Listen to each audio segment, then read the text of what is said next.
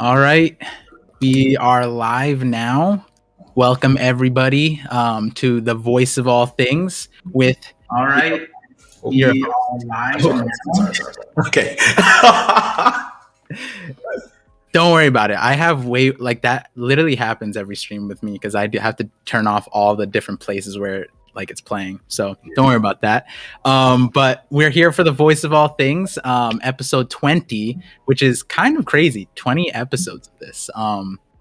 So that also means 20 weeks of this too, which is also really kind of crazy when you think about it. And with me today is JD Legend. If you guys, most of you guys should know who he is because I talk about him all the time. But then also he was the host of this year's Reverie X, and he did a phenomenal job. Really, like, it was just beyond, like, going into it, I didn't even know what like Reverie was, but then when the way you handled it, managed it, and everything around it, it was just all around an unforgettable experience. So before everything, want to thank you for that, Jay.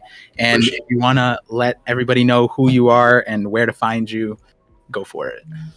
So one, appreciate that 100%. I was nervous the entire time, so definitely helps me feel comfortable that you had a good time, especially as a first time rookie in the Reverie. I've been in that position before, and it's a little jarring, but once you kind of get settled in, you just flow with it. But yeah, I'm JD Legend. If you guys haven't heard of me before, I'm mainly a live reactor. I do theories from time to time, and I do a lot of headcanon theories, a lot of memes, a lot of agendas. But for the most part, they're all just jokes, nothing too crazy. And yeah, I do Twitch streaming as well. So JD Legend, all that other stuff. And I love all kinds of anime outside of One Piece, but One Piece is the main content. And I'm happy to be here. Par, thanks for having me. And if you guys have any questions for me, feel free to donate and ask. Yes. Yeah, so thank you, Jay. We'll definitely, so I have a few things set up for us to talk about. Oh wow, okay. I don't know if I have talk to speech activated right now. That's kind of wild. Hold on, I have to just take it. So that I was telling you about that when I was setting it up. I was just like, oh no, I think I have like a bunch of things set up or new things set up. As you guys can tell, the stream just got like an overhaul to make it nicer because I couldn't bring. Jay has the bodega streams, and every time he comes onto my channel, some reason the bodega comes with him. And so I need to make sure that we cleaned up, we spruced it up before JD Legend comes on, because he's the streamer supreme. And you do, like, he says he's a streamer, but you need to stream way more often. You're right. I've been attacked multiple times by my mods and people in the chat like, you do not stream half as much as you should. And I agree. I'm working on it. Yeah, let me just, okay, I'm just gonna close that off and I'll read the super chats. But yeah, like, and if you guys know, like, anytime Jay goes live on his stream, I'm always there. I'm always like, it's like an instant click. It's just always a great time. No matter what we're talking about or what he's talking about or what he's doing, whether it's like screaming on anything. Yeah, exactly.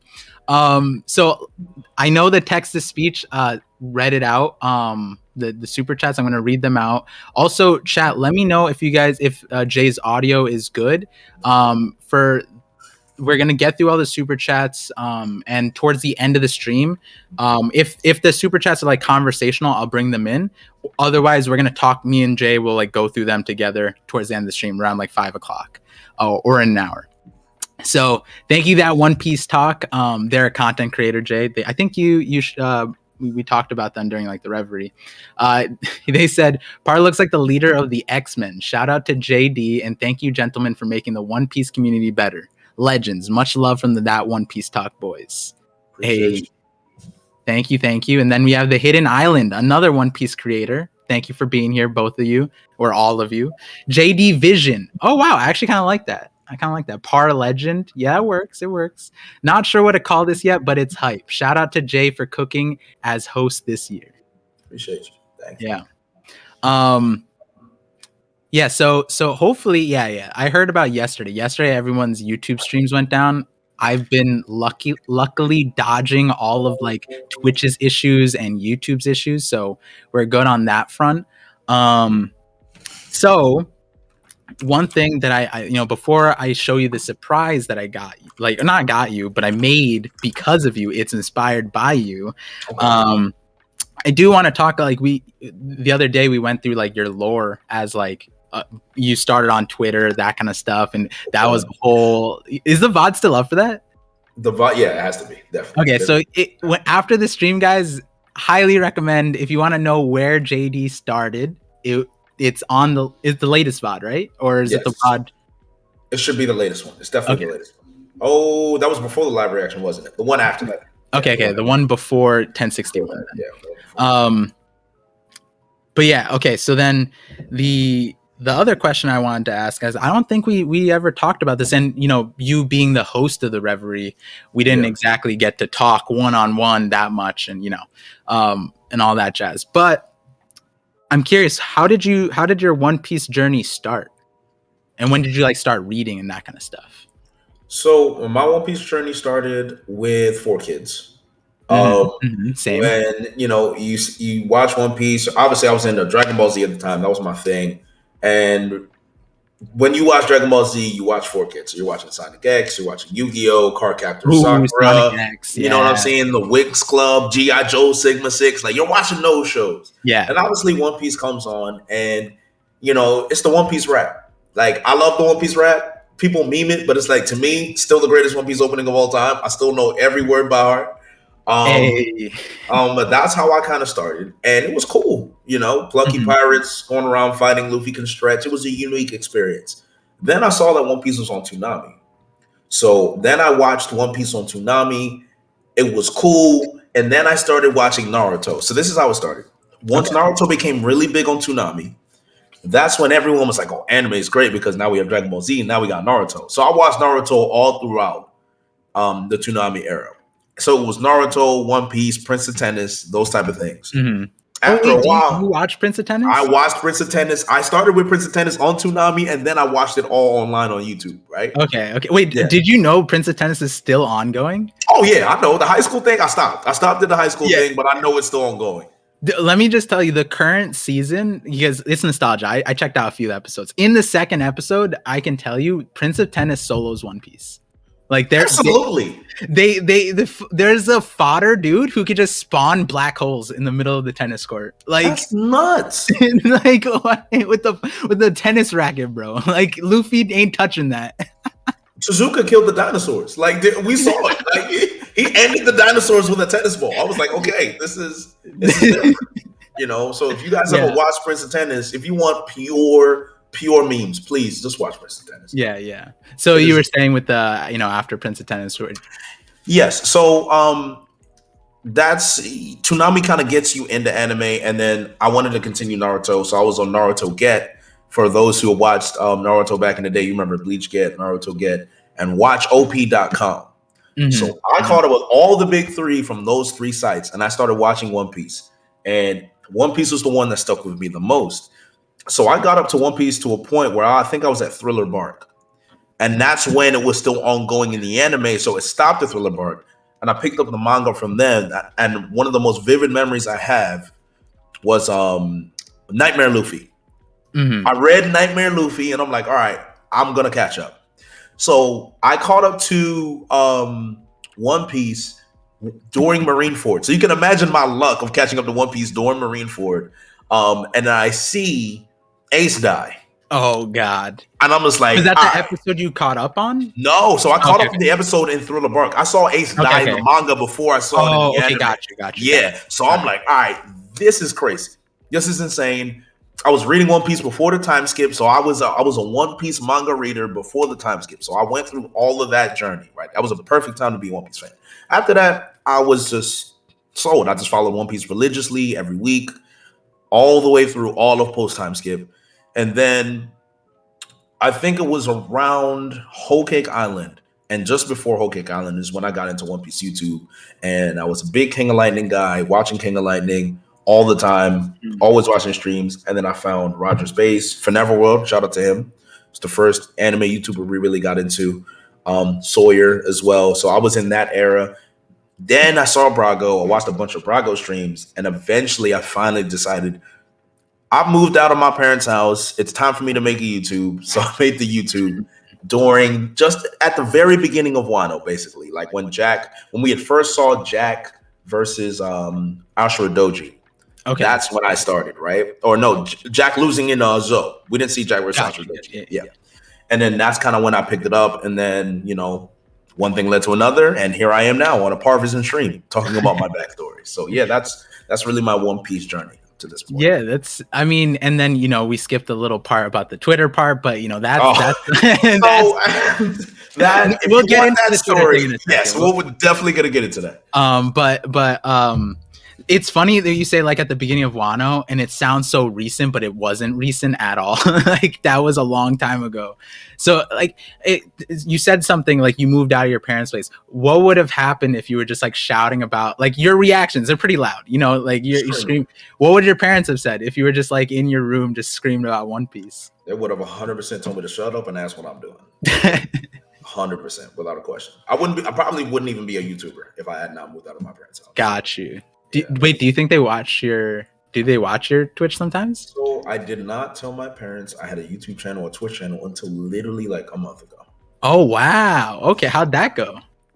Interesting. I come from a conservative Nigerian Christian family. So, not things like that. Don't you see, like even East Blue Drew, he's like, Africans don't play that. Do you see what I'm saying? So it's like, yeah. It's a little different for me, but I said, if I'm at this point now, when you're a lot of people are starting to recognize you and things like that, I should probably let them know like, hey, I'm kind of doing this on the side. Yeah. The reaction was interesting. My dad was like, oh, this is cool. Like, okay, and then my mom she's like, why are you not, you're really passionate about this, but why are you not passionate about the Bible and God? And I was like, all right.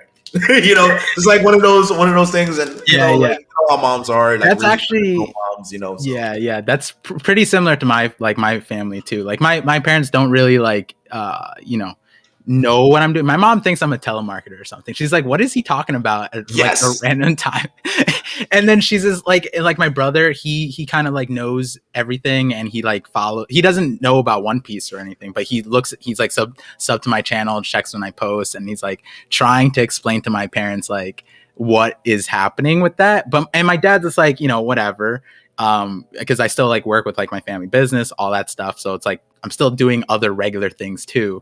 But my mom just like the same way. It's like, why can't you be more religious like this? Like, you know what I mean? And I definitely feel you on that one. I think it's a similar setup. That makes sense. Mom's gonna be moms, man. Yeah.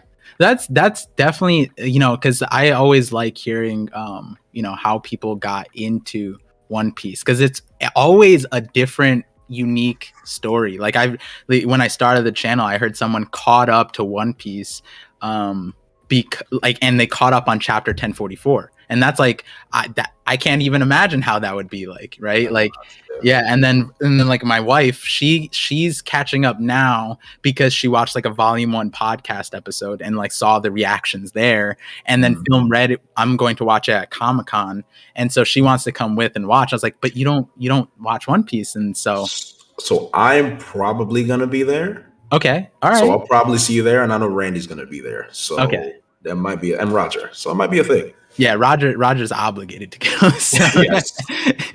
So yeah. If you guys didn't know, and if you guys wanted to come to Comic-Con to see Film Red, because I don't know what the distributions is doing, but like they have it translated, they're just not releasing it in America for some. They said it was gonna be in October, then they're like, nah, November, and then Comic-Con is just like, oh, we're gonna show it, and they don't even tell us like how or when or what. But yeah, that's gonna be a fun time. Looking forward to seeing you there. And I know that One Piece talk, the Hidden Island, a bunch of my homies are gonna go too. So definitely, if the chat is there, if you guys are stop by, don't be shy to say hi. At least to me. I don't know about Jay. Jay might hurt you. I don't know. Oh yeah. So I'll get to this super chat because it's actually it's a wholesome one. This Silver Crown with the $2. He said, JD looking cute today.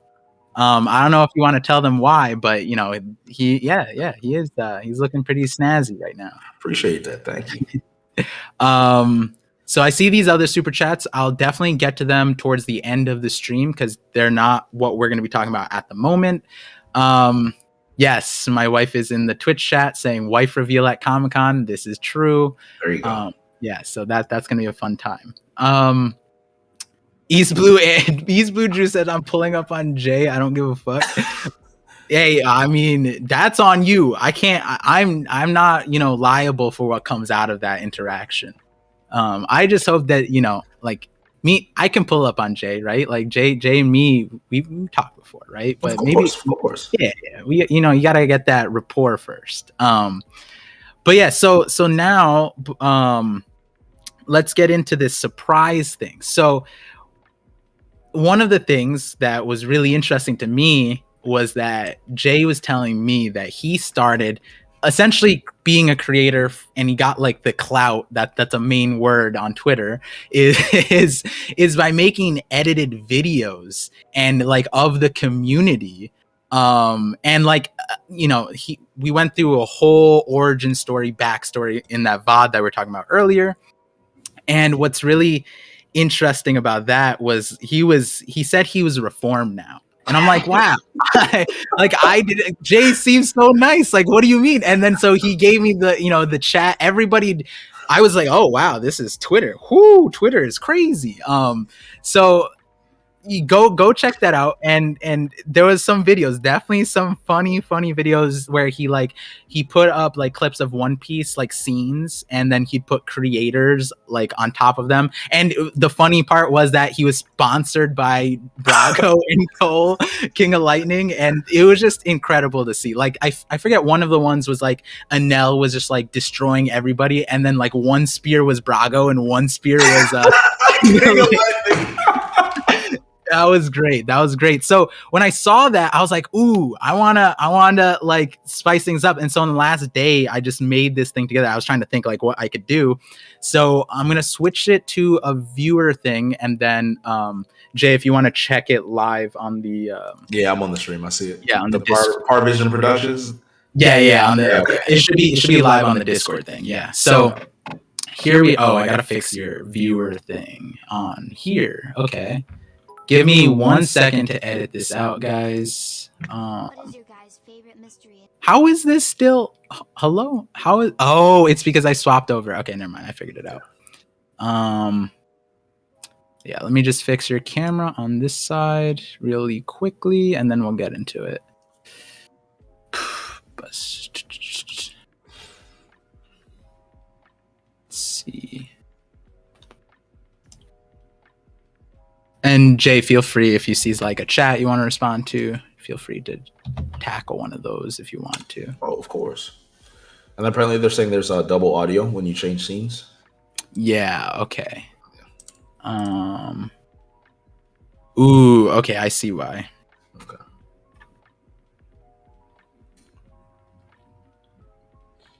I got a deafen on.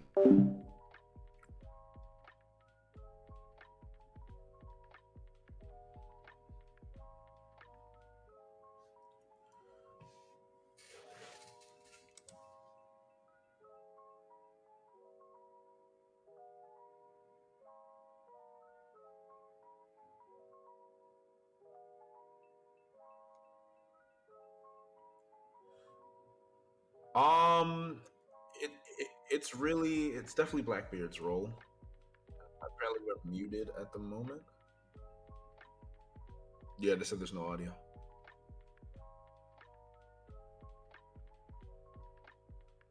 Yeah. Oh, they said my audio is fine, but you're muted now. All right, so technically this is my stream now. All right, so I'm running the stream. Oh, I can definitely hear you. So Par asked me what is my favorite part of One Piece and what am I looking forward to after the last arc, and it is 100% Blackbeard, and the fact that he is the next villain up. I think I would assume Blackbeard's the next villain up, and I feel like there's a lot of backstory. I don't even think Blackbeard's backstory actually needs to be that extensive because we have so much of his character already. Mm-hmm. So I'm really, really excited to just see the behavior, the actions, his overall giant goal, giant plan to get the One Piece, ancient weapons. Like I feel like Blackbeard's way too opportunistic not to not like do something insane. I mean, imagine him pulling up on Boa and be like, "Oh, well, Boa's no longer protected by the government. This is easy money." He just thought it was easy money. He just pulled up like, "All right, this is right in line with his character." So what's the next opportunity that he can go and get? I think after Vegapunk, he's gonna learn about Elbaf. And I feel like Elbaf in itself is going to be a mini arc. The last road poneglyph is going to be leaked somehow, and I think Blackbeard and Luffy are going to fight for that last poneglyph. So that's what I'm hoping will happen, but we'll see. And apparently your audio's back as well. Yeah, yep, I got the audio back. But so okay, Han, with I think a lot of people are wondering with Blackbeard and Blackbeard being your favorite character, where do you think Blackbeard's like knowledge of everything comes from? Because a lot of people are throwing around, I know in my chats, it was like that Blackbeard was from Ohara, possibly. What do you think about that? I don't think so. Okay. I think Blackbeard has a connection to rocks in whatever way it is. And one of my biggest theories that I have, apparently I sound like low or muffled. I don't know if that's me or not. But I'll definitely 100% keep going. I think that Blackbeard is being guided by Zebek, and I don't know. Have you read Magi, Par? Have you? I did, but I don't like remember it entirely. Like it was a while ago. So you'll remember the whole concept of David and Solomon, right? Yeah. Yes, I think it's a David and Solomon type of thing with Blackbeard and Zebek, where the spirit of Zebek resides within Blackbeard's body, which is why you have all the hints of Marco and Zoro saying there's more than one person, Teach's body's weird, he can't sleep at night. I generally think because there's another presence residing within his body, and that has been guiding him on his ways to get to where he needs to be. So imagine, he's at Beehive Island, the Saber of Zebek. Like all these connections to Rocks D. Zebek has to mean something. It's not a guarantee that Zebek is still alive and residing in him. Yeah. But I feel like Blackbeard, his path has been carefully manipulated by Zebek, or Zebek is constantly in communication with him inside his head, and he's learning more and more about things he needs to do. I mean, the Devil Fruit book as well. So the Devil Fruit book is also a big part of his knowledge base as well. So I feel like that is also something that's really going hand in hand. So whatever is happening, whatever information he's getting, whatever knowledge base he's getting it from his influence from Zebek. Whatever way Oda wants to write it, Zebek is the reason he has this knowledge. That is my conclusion, and that's my theory. Yeah. Rocks being somehow tied to Blackbeard is actually, I think there's so many ways it could happen. Like, for example, even in the Shadows theory, that was one of the things in that video where I was just like, Rocks may not even be dead. And one thing is, like, what if he just had Rocks' shadow? Because the shadows they were told to us, they contain the personality, they contain the knowledge, the memories. So if Blackbeard were to be, like, somehow have extra knowledge about shadows, which we don't even know, like the Moria plotline, right? Because the last we saw with Moria was with Blackbeard, and we saw Blackbeard, but we don't know about anything with Moria right now. So it's kind of like, I think there's more ways than one that Rocks could be involved with Blackbeard. And right now, I think a prevailing theory is that Rocks is petrified. I think a lot of people are jumping on that, and that's why Blackbeard wants the Boa's fruit. So I definitely agree with you. I think Blackbeard is going to be such a cool. I'm seeing like so many TikToks, especially TikTok. I'm not on Twitter as much, but on TikTok, so many people are like so hyped about Blackbeard because they're like, Blackbeard is like, has everything laid out to be one of the greatest villains of all time, like in everything. So thank you, Jay, for dealing with those technical difficulties. Let me know, chat, if everything's good with the stream. It should be now. I turned off the alert box, sorry for that, but I am seeing all of the super chats. So thank you, Amanthul. Oh, Strahd. Thank you, Strahd, for the $2. Audio's fixed. Thank you. Mr. Bushido for the 4 months. Appreciate that. Dan the Man. Okay, I wish I could bring the statue. He gave me like a giant Luffy statue that is like a Wano variant that is also like really rare because it has my skin color, and I'm like, what? Like, why is Luffy a brown? This is crazy. And like, yeah. True, and it's like extra brown. It's like exact, like it's like he skin tone matched the statue to me. That's how cool it is. And he sent it to me like, no strings attached. And I was like, damn, what a dude. Dan the Giga Chad. So he said, Jay motherfucking legend in the building, the great one, the Godfather, the truth. Man, love to collab with evil Morge. You mean just ParVision? Morge is evil ParVision. That's what we call him on my stream. And yeah, so that's actually a great one to segue into this surprise that we have here. Keep in mind, guys, I made this really quickly. Okay, Jay's a little too quiet still. Here, I'll turn him up. Go from 140 to 167, and we should be good with there. And so the audio's a little scuffed. Also, it like Jay, you said that these things were hard to make and took a long time. I believe you, bro, because I was like, the timing on these things is difficult. But yeah, you gotta be very specific with it. Yeah. So I'm gonna have to pause every once in a while because the text is like super fast, and I read really quickly. But when I rewatched, I was like, oh, most people probably won't be able to like keep up with this. So, without further ado, let's play it out. Yeah, and then feel free to tell me to pause or whatever. Okay, so we're gonna play it. Also, the audio in general is a little quiet, guys. There's not much I could do about that, but it's also fine because I don't want to get demonetized, but it should be fine. Okay. ParVision Production presents Reverie 10 Legends. Oh wait, where's the audio for that? Wait, hold on. There should be audio there. Oh, is it? Okay. Wait, can you hear it? Oh yeah, you can't. You can't hear it. Okay, that's the issue. So it's deafened here. Okay, so then I'm gonna have to mute you on here. I'm about to say I can mute my mic too, and then we can just. I think that's right. No, I think this works. So they should be able to hear me. I'm not deafened. They should be able to hear me through the Elgato. Yeah, there we go. Okay, so it should be good here now. All right, cool. Can you hear it now? Am I supposed to be hearing something now? Because I'm not. Yeah, it's supposed to hear something. All right, hold on. Let me see if it's something on mine. No. Yeah, I have. You might need to hit on the stream thing, like on Discord. Does it have like a muted thing? I have that volume up. Yeah. Okay. Yeah. Damn. All right. You know what I'm gonna do?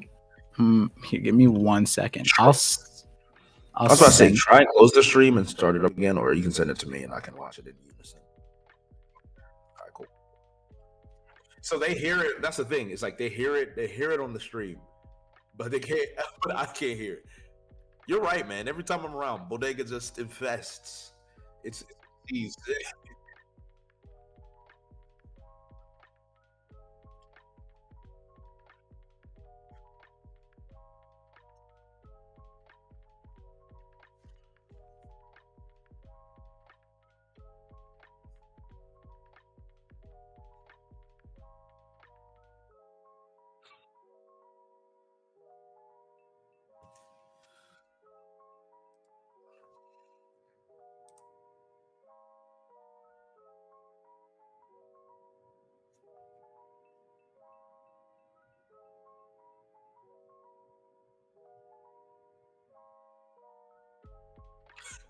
technical difficulties.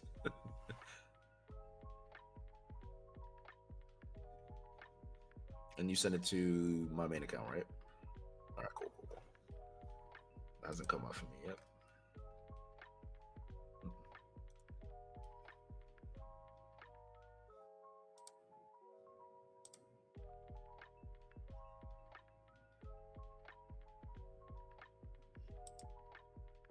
And we can play. We'll do a countdown and then we'll play it. I still don't have it on my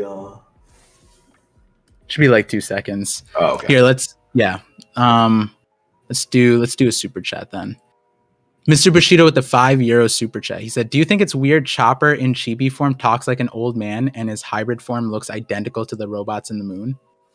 Do you have any thoughts on that, Jay? I guess I'm normally I have an agenda against Chopper, so I normally dismiss everything he does. So I cannot say I do not have thoughts on it. But I do. Him talking like an old man is something I did find funny. I can give you that at least in terms of any. It just came to me out perfect. Any expose on Chopper, unfortunately, I just have to say, don't ask me about Chopper, or I will upset you. I've made a pact now to not slander Chopper. You know, if you don't have anything nice to say, you don't say it at all. I have taken that vow. Don't ask me about Chopper, unfortunately, or I will just be toxic. Is it mainly because, you know, post time skip he became merch and L, that kind of thing, or you just don't like Chopper?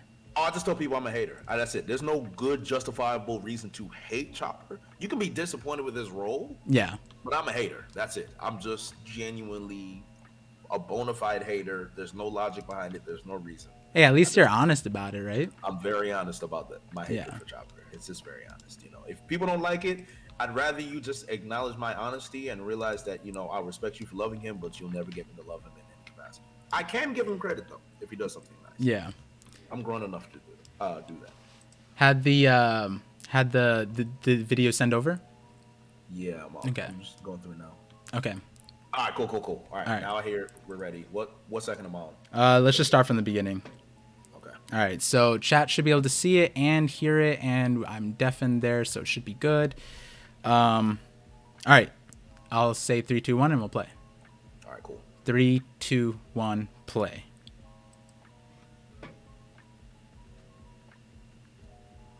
Did you hear the laugh?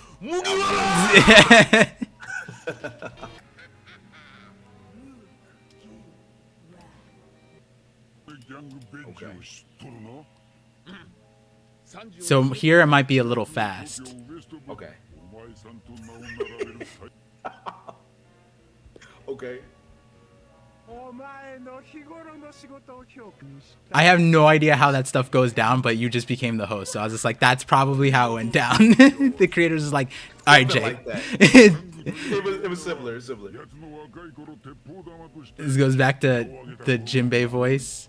The ironic thing is that Capote is my favorite supernova, so I actually like the placement so much. It's perfect, actually.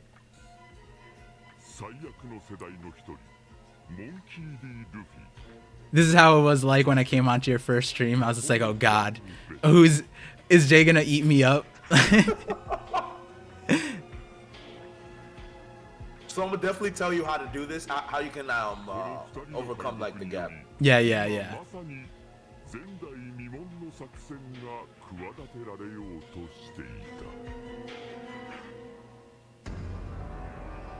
So this part was easier because it was just like slowed down. But then we get to the next part.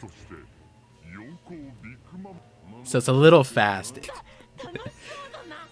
And then when I said that, Discord mods are Chopper. Yeah, my Discord mods are at the time my Discord was really.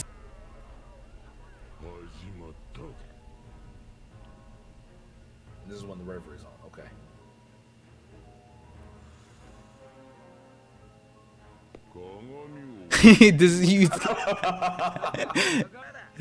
It's your brain to be soft.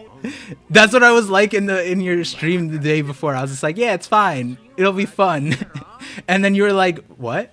It's supposed to be a war. It's supposed to be toxic. You were telling me to punch people, and I'm like, woo.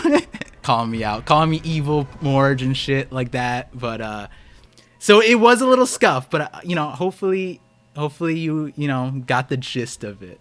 I 100% got the gist of it. I like it a lot. And to add, so this is something I had to learn, right? Because as I kept making these, I got better and better at it. The best way to do this is there is a site that gives you you can either use Crunchyroll to take away the subtitles, or you can find and download the episodes that aren't sub. Oh, that's so smart. And then what I do is I literally just pick where I want to start the caption. Whenever they're speaking Japanese, Yeah. I pick where I want to start the caption so it's long enough to stay. Yeah. So if you watch my very later ones, like the Fiji one, remember the Fiji Yeah, one yeah, and yeah, the yeah. Vagabond?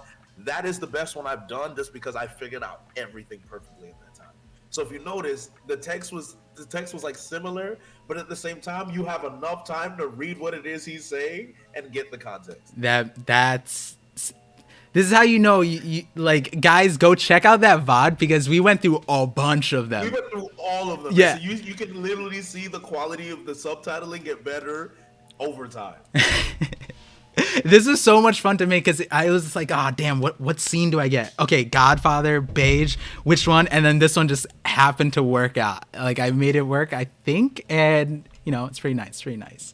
I'm having an inspiration. I kind of want to do another one now. I just don't know what it would be on.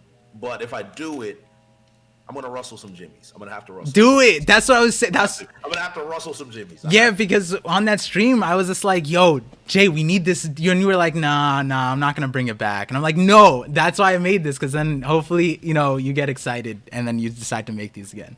Because like, because that, you know, like I think, you know, back then it was because like it was more toxic or whatever, but it could be brought back in a fun way. You know what I mean? And I think you said that you were like, "Oh, the community isn't the same as it was." I'm like, "Why not? We can make it the same." So I'll put it this way, you know, the One Piece community, and it was like COVID time, and this is when Gio was more of a very creative Twitter account, more than, you know, the One Piece bot that he has become, unfortunately. And I love Gio, but, you know, I tell him this all the time. There used to be a One Piece edit community and a meme community, and there still is. After a One Piece chapter, you see like the funny memes and the edits. I don't think I ever showed you any of my Tom and Jerry edits. No. I made a lot of One Piece Tom and Jerry edits. Ooh. Like very, very funny. Wait, you don't even... Wait, guys, Jay is the greatest theorist of all time then. He predicted Gear 5. What? Literally, Oda's inspiration for Gear 5 was Tom and Jerry. And Tom and Jerry. Yo, what? See, that's what's so dope about this. You never know when there's like... That's how you know Jay's a real one, because he tapped into the real stuff. Everyone's like Luffy Tunes bullshit, and he's just like, nah, this is the real stuff here. Oh, you should have seen the edit I made when Zoro got put in the little cross pack when Sanji was carrying him. Yeah. Oh my god. It was like, because you know, in that time in the community, right, there was a huge beef going about ZKK, Sanji not doing anything, Sanji not being on the rooftop. Yeah. So when Zoro finally comes down, Sanji is carrying him in basically a cross blunt. It is just like, this is the one time the Zoro fans had no chance. They had no chance against us. I went in. I finished those Zoro stands. They died that day. It was terrible. I made the whole edit. It was different. I mean, oh my god. That's really. And if you guys, there's a little bit like an allusion to that. If you look at Jay's name on Twitter, he changed it to SP0, which is a reference to all that, and you'll get the reference if you watch that VOD. So, in general, all of this is to encourage Jay to do way more, because we need to bring back Jay Unleashed. I feel like, you know, as I watched you feel more reserved, except for your like your reactions and stuff. But then the rumors of Jay are like, whoa, like, you know, like, and then I come on and you're like, I'm a reformed Twitter like asshole, and I'm like, what the fuck? Like, I need this shit back, you know what I mean? In a wholesome way, but you could still be an asshole in a wholesome way. I mean, look at Morch. I'm just joking, but like,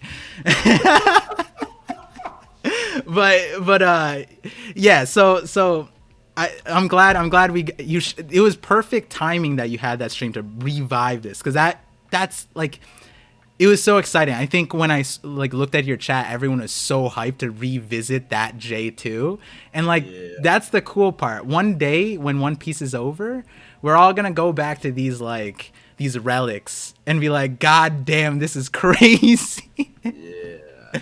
So I agree. I'll put it this way: like when I was making them, it's like there was such a creative spark in me. Yeah. Where I'm thinking of what One Piece scene would make this work. Mm-hmm. And then you find that you can rehash some of the most emotional One Piece scenes and make them the funniest things you've ever seen. Like, yeah. I'll say that Garp scene with Dadan, that whole scene never fails to make me cry. So like, this is a question I do want to ask you about, like One Piece moments that make you cry.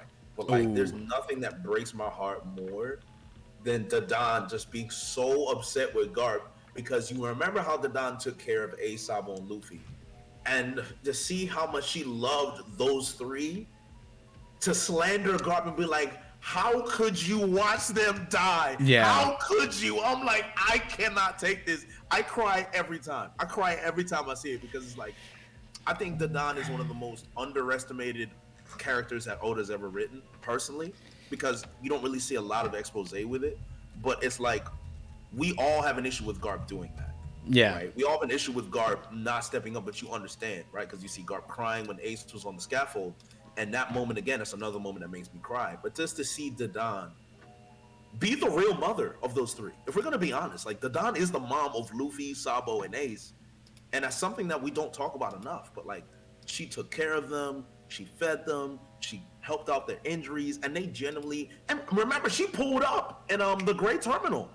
Yeah. To save Ace. Yeah. You know, like, I'm just like, yo, this woman saw them grow into who they really are, saw them grow into pirates, and then she watched them die on the live stream in front of everybody. And then the fact that the man that put me, you forced Ace, Sabo, and Luffy on me to take care of them, and then you didn't save both of them.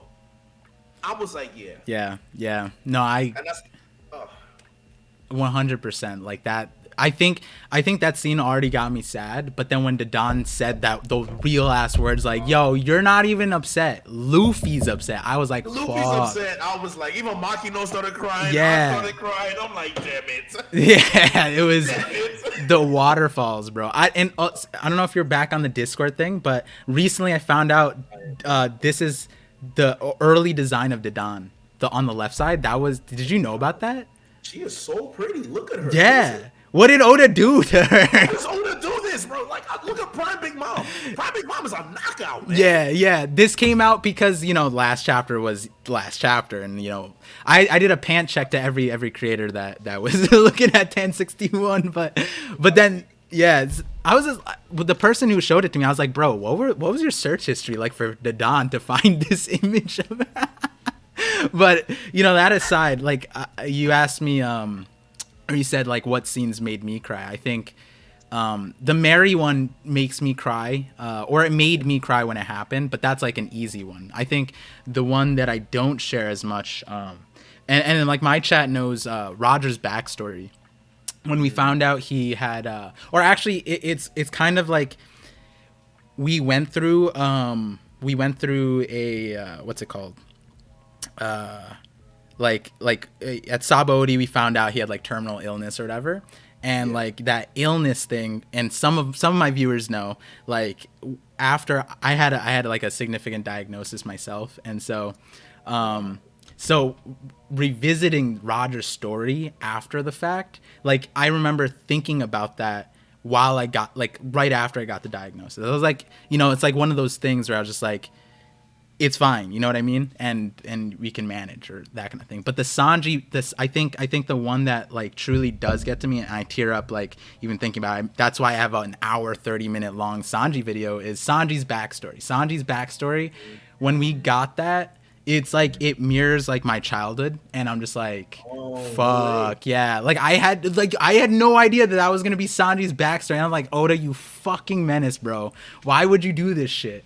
And like there's like small details in that Sanji video where people can like understand what I'm saying. I didn't want to like make it too personal, but it's there. Like I feel it, man. I'm actually feeling it. I was like, man, there's a lot. And Par's got a real backstory, man, like a real heavy one, you can tell, bro. Yeah, like Reiju would be like my brother, and then like everything else is just like matching up. Obviously, fiction aside, like there's the fictional aspect of the backstory. You tone it down a little bit, make it realistic, and then add Reiju as like my being my brother, and then it's like, goddamn, yeah.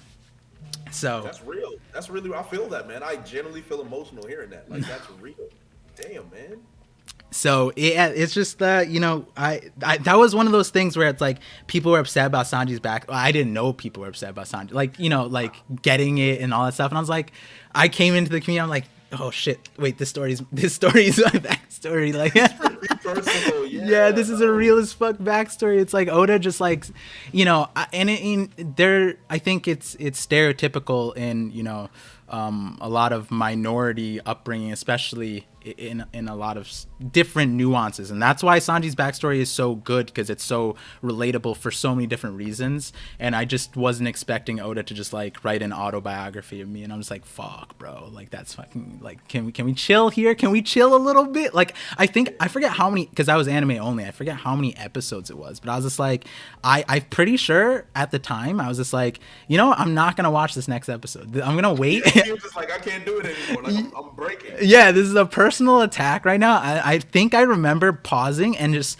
wait. That was a time where I paused and I just watched it all the way through, and I was like, let me just set out a date and then I'll watch it. So that's a lot to take in, man. Yeah. So and there's a lot of emotional scenes, especially you know, that I think everybody has their own unique scene that they connect to. I mean, when Wano gets finished, there's gonna be a lot of them, I feel like, you know, because we didn't get the emotional aspect as much in the manga because there was just so many things going on. But we already see with like Kiku's scene was just like with like Kanjuro early on, that I was like, what the hell, where did these emotions even come from? And that was a scene. And then episode 10-15 where like Luffy walks up to the scabbards and then they just flash into them all dying. I'm like, oh my goodness, bro. Like so you know, hopefully, I mean, that's why One Piece is so awesome, right? Like there's so many different connections. Yeah. You know, I would say one, and actually this was a question I had because I heard Morge disrespect Law's backstory, right? I'm saying that he doesn't think it's like the sad. I think Law's story is the saddest backstory in One Piece. The Law of Robins for me. A lot of people say Brooks, and I get that, right? Because the Rumbar parts are crazy. You know, watching everyone's fall, you know, while you're playing, that's like crazy. But like, I think Law, what he went through in the fact that one day everything is normal, and then because of some unknown disease, everybody, your whole family, your life, your livelihood wiped out before your very eyes. The fact that you were in charge of protecting your sister just to see her murdered, and a closet full of children, the whole nun that was supposed to be protecting you wiped out before your very eyes. You're already empty. Yeah. Right. And then you have this terminal disease, right? And we're going back to, you know, the ailment and everything. Like, you have this diagnosis and you're destined to die no matter what. Law's gone. Period. Yeah. Then you meet Corazon and he's doing everything in his power to find a cure for you. And to hear and to think like he doesn't really care, right? Like, he's still kind of like rough around the edges, but Corazon does care. He took him away and everything like that. And that scene where Corazon thinks Law's sleeping, and you hear Corazon crying for Law, bro. I'm like, wow. Like, as for Law, man, that's got to be like, I fought so hard not to believe this man cares about me, and to hear him not even notice I'm awake and him bawling for me, I'm just like, oh my God. I'm like, this guy really cares about me. And then to hear him shot before your very eyes because he gave you the cure, and then you hear him die for you. You hear him die for you. Yeah. To the point where he silenced the treasure chest so Law could actually scream and cry. And the fact that he maintained his life long enough for Law to escape and cry. I'm like, son, it doesn't get sadder than that. Yeah. It doesn't get sadder than that. And we have Morge being a rat in the chat. You know, ruining a wholesome moment. There he is. This is why I said the things I said earlier. Chat was asking, why did Morge just catch strays? Here we go. Jay and Par look more similar than me and Par. I mean, they did call me Asian Jay. And that, you know, I take it. I like that one. I do like the fit. I'm not gonna lie. You know, the little turtleneck with the little coat over it. You know, it's definitely something I would rock. It's very clean. Very clean. This is I need to ask, are the glasses real? No, these are blue light glasses because I'm on the Oh, he's just like me. You know what? You are the Asian kid. I have fake glasses as well. You can ask more. I have fake glasses as well. They're broken. I'm getting a new pair. You're just like me. Yeah, it's a have to. I'm on the computer way too much.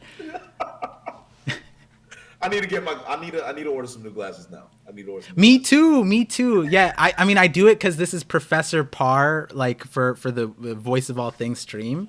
But Okay. this stream is a little bit different because I have you on and we're talking about so many different things. We went through like backstory and now the emotional stuff. And I like just touching back on that real quick. I think that's one. I think when it comes to complimenting Oda, I think this is something people can't deny is that Yes. he knows how his audience reacts. And I know that because whenever we see reactions, it's like people have seen it on live reactions. I literally go through every different phase of reactions that Oda lists out, from like the craziness to the tears or whatever it is. Like he really knows his audience and like amplifies that. And so like you were saying, like the Makino scene after the Dadan thing, if you weren't already crying, there you go, Makino's breaking into tears for you to push you over the edge. That's right the one. That's the one that pushes you over the edge. Yeah. Because she was trying to stop the Don, and it's the fact that why are we even talking about this? Like Luffy's the one that's suffering the most. The fact that Makino had to run away. Like she had to run away after trying to stop the Don. She's like, I can't do this anymore. I gotta go. I'm like, all right, Oda, you won this one. Yeah. So like, and I think that is at the end of the day why so many different like people can come to this one piece of fiction and relate, and it's because he like brings you to that point. And I think regardless of how like Wano is taken or in general, I think that is something that has stayed consistent. Those emotional moments do have that payoff. And if it's not right now in the manga, there are some things that feels like we could have had more. And I think we're relying on the anime because the anime is killing it on that in that regard. So that's all. Ooh, and so one of the other things I was gonna ask earlier, when you did your intro, like one of the main things you said, you don't do like theories and that kind of stuff. Is it because like you got that you've been too long in the game, that kind of thing? Because I can understand. I think Brago had this conversation with me too. He's just like, yeah, like when you're doing this for so long, you kind of just stop doing the theory stuff and you just let the story roll into you and that kind of stuff. So like what's your situation with the theory side of stuff? So with theories, I've never been really big into like debunking the mysteries that an author puts in their story. It's never been my thing. Theories have never really been my lane, mainly just because what I really like in a story is the characters. The plot can be weak. Like look at a story like Hunter x Hunter, for example. The plot in itself is Gon trying to find his father. But what really pulls me in with Hunter x Hunter is the characters and the character psychology and how these characters develop and the decisions they make.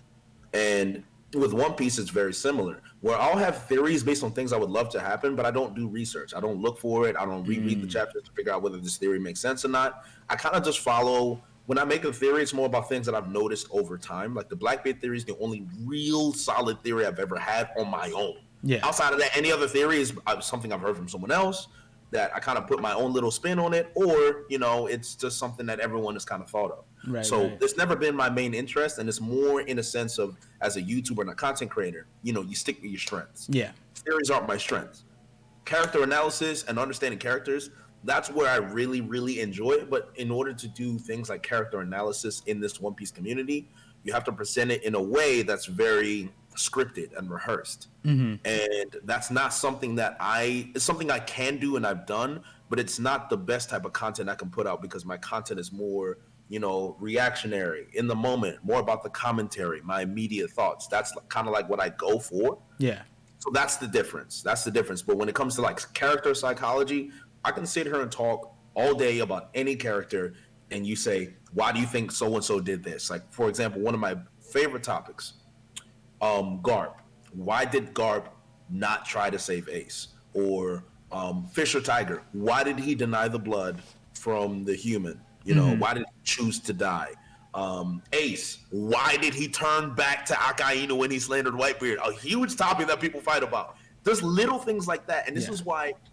And just to go into just a little bit deeper, this is why I was so interested in Kaido at the time, because I'm sure you saw this when Oda was writing Kaido. But Oda purposely gave us little hints about Kaido's character that you felt like, okay, there's more. Right. There's more to this, and he gives you this little expose of his character, like him being sad about Luffy losing, him expecting more of Luffy, and then all of a sudden he's disappointed. His topic about there's honor in death, his speech with allegedly killing Kinemon, his talk about Momo being a disgrace to Odin, like these little intricacies that you have with Kaido, you keep thinking this guy probably has a really deep philosophy or a backstory that alludes to all of these little hints that Oda is putting out. And those are the things that capture my interest within the story.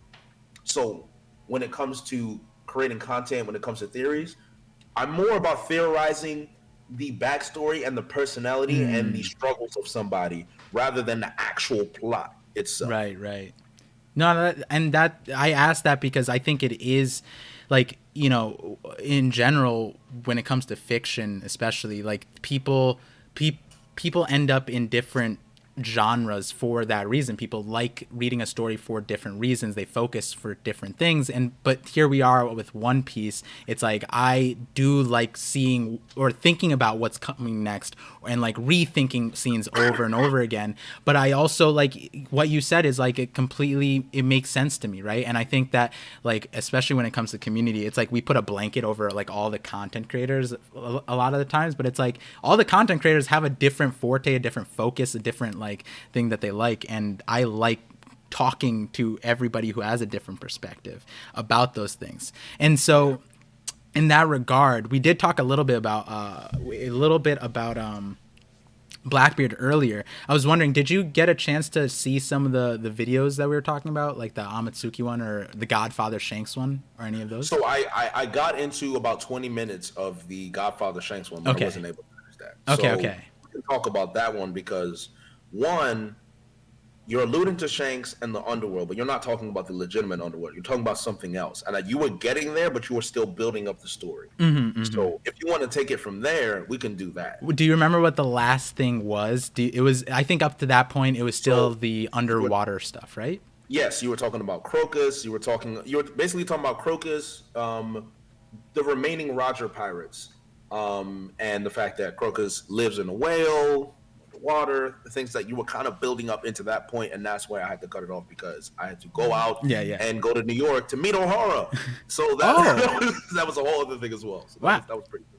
Oh, Mr. We don't have to talk about the details of that, but that was some funny details that we were all, the Gulag comment. Yes. I tried to make him eat the pizza, and we didn't eat pizza. We ended up having a burger instead. Got you. Hold your pizza, please, if you eat it. Yeah. No utensils here. No utensils. But so I think let me think about some of these theories that, because like the focus that you have, I would say the Shanks one is a good one. So considering you like Blackbeard, how do you feel about Shanks and his role in the future of this story? Do you, like I think good Shanks, bad Shanks, morally gray Shanks, like where are you at with that? So ironically, I told you I'm not a theorist, right? Yeah. The only theories that I've ever created is around Shanks and Blackbeard. Yeah. I have my Blackbeard theory, but I also have my Shanks theory. My theory about Shanks, anyone that's interested, if you go into my channel, I have a series of Shanks videos called the Shanks Files, right? I generally believe that Shanks' role in this story is a balancing act. I think Shanks knows just about everything that's going on. And I think his role in the story is whenever there's a big event that's going to basically tip the balance in one side or the other, he's there to stop it. Yeah. Whether it's, the gum fruit, for example, that being, the model Nika fruit, Joy Boy, that's a big deal. Shanks having possession of that, not a coincidence. The fact that Shanks did not go to Raftail, but he could easily get that information from Rayleigh or from anybody else, something that's interesting. Shanks going up to the Gorosei, this is something you brought up in your video. Only people who have really, really high ranking Marines like fleet admirals or admirals have the access to do that. Or a king who's one of the 20 founding families. Mm-hmm. He was able to get an audience with the Gorosei. So I don't even think regular kings can get that audience. The fact that Shanks can casually walk in there in a hoodie means that there's something that he has, something that he knows that the Gorosei respect so highly, they don't even view him as a threat. They're saying, all right, Shanks, what do you want to say? The fact that Shanks pulled up in Marineford when things were about to tip over the edge, he was there to stop it. The fact that Kaido was about to pull up to Marineford to tip the scales of the pirates. Basically, the pirates would have won Marineford if Kaido pulled up. Right. Whether Kaido would have fought Whitebeard or not, it would have been bad for everybody. Yeah. Shanks intervened then. It seems that Shanks always intervenes at a very opportune time to stop things from being too unbalanced. Blackbeard pulls up to Marineford, Shanks is there to stop whatever the hell he's doing. Mm-hmm. I think Shanks is ultimately a neutral party, but he's paying attention to the world, and I also think he's holding the last rope poneglyph for very specific reasons as well. That's another thing I'm thinking about. Elbaf, all that other stuff. Shanks is a balancing agent. He's all about balance. I think Shanks knows where the One Piece is. I think he knows where the fourth rope poneglyph is. I think he knows about the Nika fruit. I think Shanks just knows everything, and he's just been waiting for the opportune time for something to happen, whether it's a prophecy, whether there is something that he needs to do in itself that only he can do. I think Shanks is going to play that role.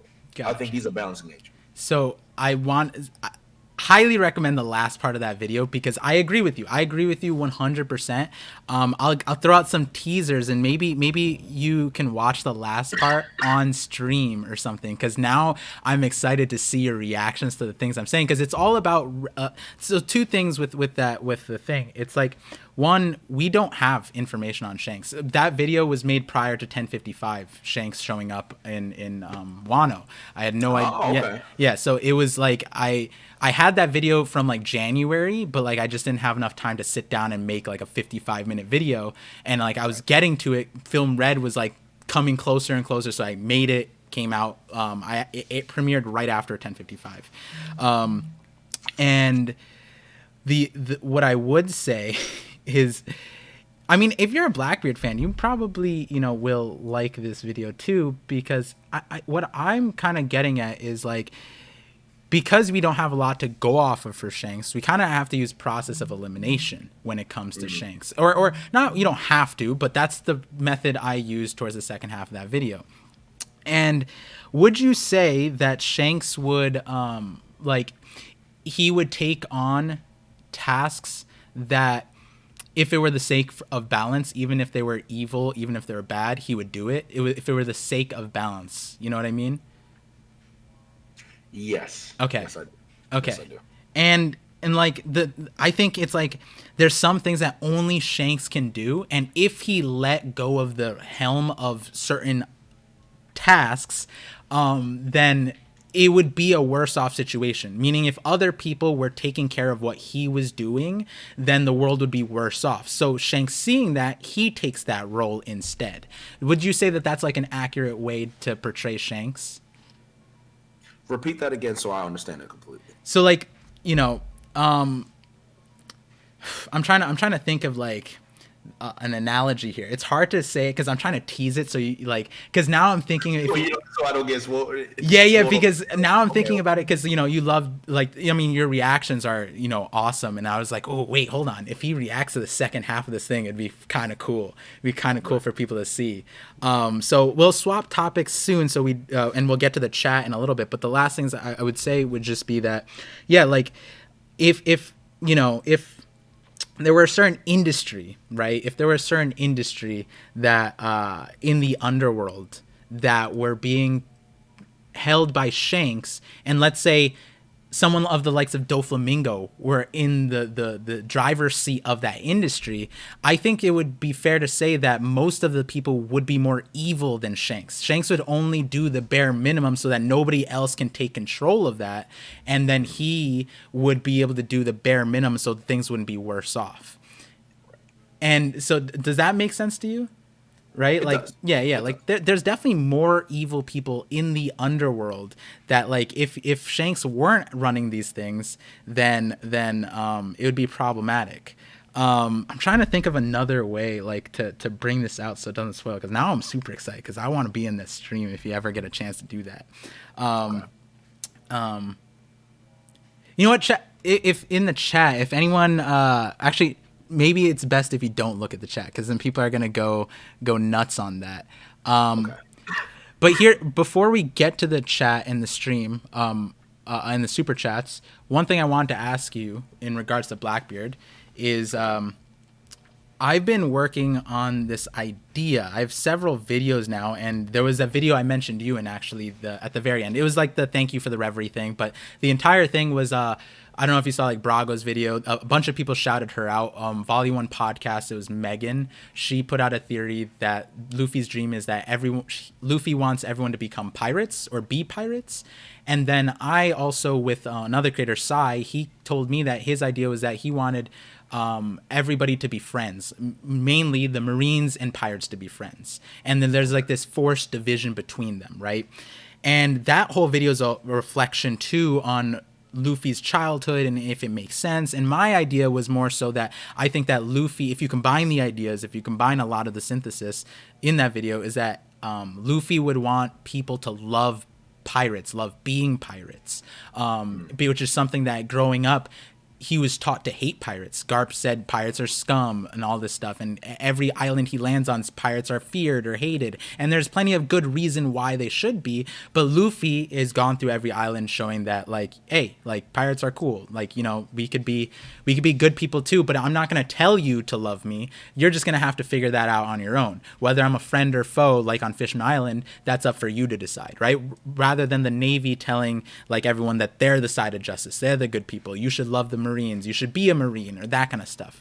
And a big question that keeps coming up with that is, like, what about Blackbeard? Like, is the end story like Luffy's gonna like Blackbeard? And I was like, I don't really think so, but I don't think so, no. Yeah. Okay, so that's the important thing. So I forget which video it was, but it was my Shadows series. At the end of the Shadows theory video, this is when I was thinking about it. I was like, you know, people think like Blackbeard could be like the moon god or like some kind of antithesis to Blackbeard, but we have Eam now, right? Like, Eam definitely, before 1060 we couldn't say where they fell in the power or capabilities, but after seeing them delete an island, we definitely know.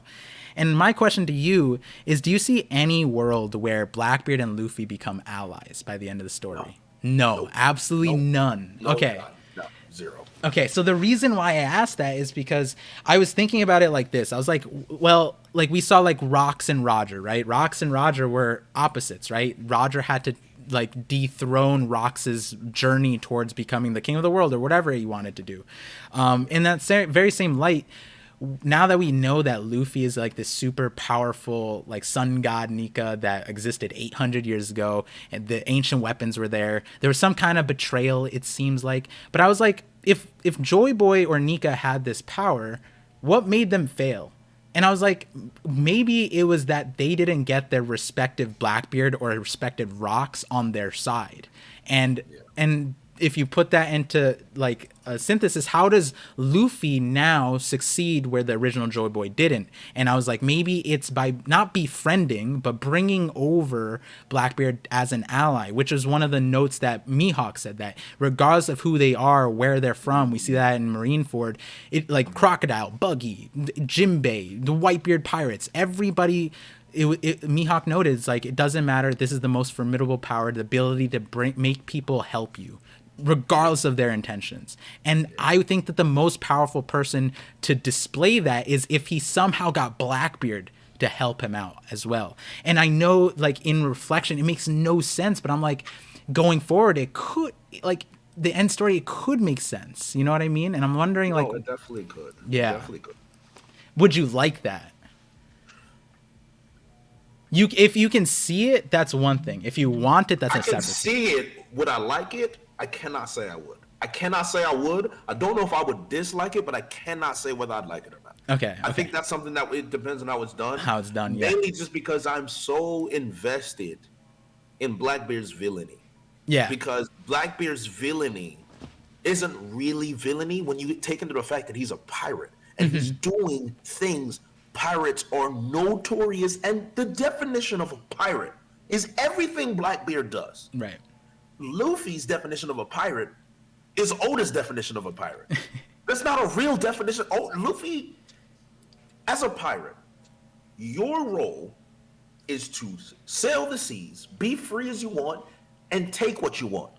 Piracy is taking things that you don't have the right to take, but you do it anyway. Think about the fact that we follow scans.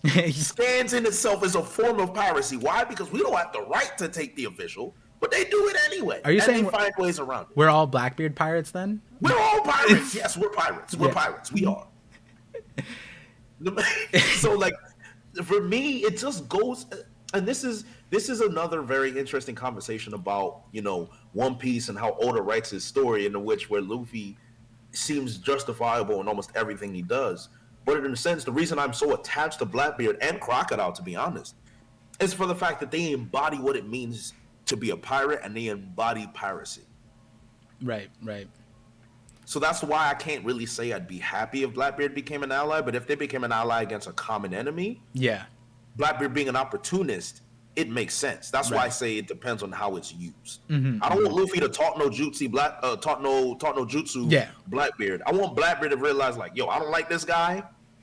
You don't like him either, and he has something I want, so we're just gonna work together. Right, right. And that's right in Blackbeard's character. And that's a major thing. When I put out that video, like, people are like, oh, so Luffy's gonna talk no jutsu at like the end game, and I'm like, Luffy has never talked no jutsu to anybody. That's the main point about Luffy, is that Luffy made everyone his allies by not trying to convince them. He showed them like his way is the way, right? Like, and or if it's not the way, they can benefit by following him, or one way or another. It's like, by being the pure innocent, you know, one directional character that has like the willpower to overcome everything. That's what people ultimately follow. It's not Luffy. Luffy isn't talking to Crocodile Buggy. He's like, hey man, I really want to save my brother. He used to scream, I'm king of the pirates. My brother's dying. I'm going here, and we're fighting. And then they're like, you know what? He's our best chance at like surviving this situation, so we're gonna follow him. And yeah, that's situational, but you can also see how that ends up by the end of their arcs together, bringing them a little bit closer together, having a little bit more respect for each other. We see that with Katakuri's fight, right? Like, by the start of the fight, Katakuri was out there slandering, disrespecting Luffy, but through their long fight, and I say that because I was an anime watcher during that fight, at the very end of it, there was mutual respect, and I think that's where it comes from. It's not like you can respect each other. You can respect where people come from. You don't have to agree with everything. And I think that's kind of where it comes from, where there's like no respect from the Navy side. There's no respect from a lot of things. I think there's no respect going around, and that's kind of what needs to happen, right? Gaining respect, and then, you know, and realizing that people aren't born evil also. Like, that's kind of the other part, where like we were talking about Ace's backstory, and like all the characterizations coming from Ace, because it's like, he wasn't an evil dude, but he was demonized from birth, just from association, and they committed a genocide to smother him out. And it's like, yeah, I mean, if I found out about that was my bad, I would be pretty salty. You know what I mean? I'd be pretty upset. I wouldn't want to be a Marine. And that's exactly his story, right? Like, he told that to Garp. It's like, yeah, like, you know, the Marines would never accept me, but Whitebeard would, other pirates would, like, you know what I mean? And it's like, you naturally go to where you're accepted. And that's the problem, where it's like, if the world isn't accepting of you, then why would you participate with the world? You're going to become, you know, that's I think those lines transcend the story too. That's a real world thing as well. That's fair. So I know you have to go in a few minutes, in like around 5:30. So let's everybody in the chat, if you tuned in late, and you want to see the rest of our conversations, I know Dan DeMan donated $5 and asked, how did Jay get into One Piece? So we talked about that at the very beginning, and if you guys missed any part of that, it'll be uploaded on my second channel, ParVision VODs, where all the VODs are posted. And so that being said, due to time, before we get to the super chats, I do want to say, Jay, if you want me on your stream anytime, I mean, we played Smash and other things on your stream the other day. So guys, like, whenever Jay's streaming on Twitch, go, because I'm gonna be there. I'm like usually there. Jay usually streams at a good time, except for the morning ones. I miss those ones, but yeah. And then Jay, if you know, I definitely want to continue this conversation at a different day, another time. So let me know and we'll talk later. I just wanted to get that out there as well, because like the conversations that you brought out, like, to me, they're also a breath of fresh air because, like, we're talking about theorists and theories and like what's left in the future, and I'm like, I also care about the past. I want to do like a lot of like analytical stuff like that, and you brought up a lot of great points about those moments in One Piece.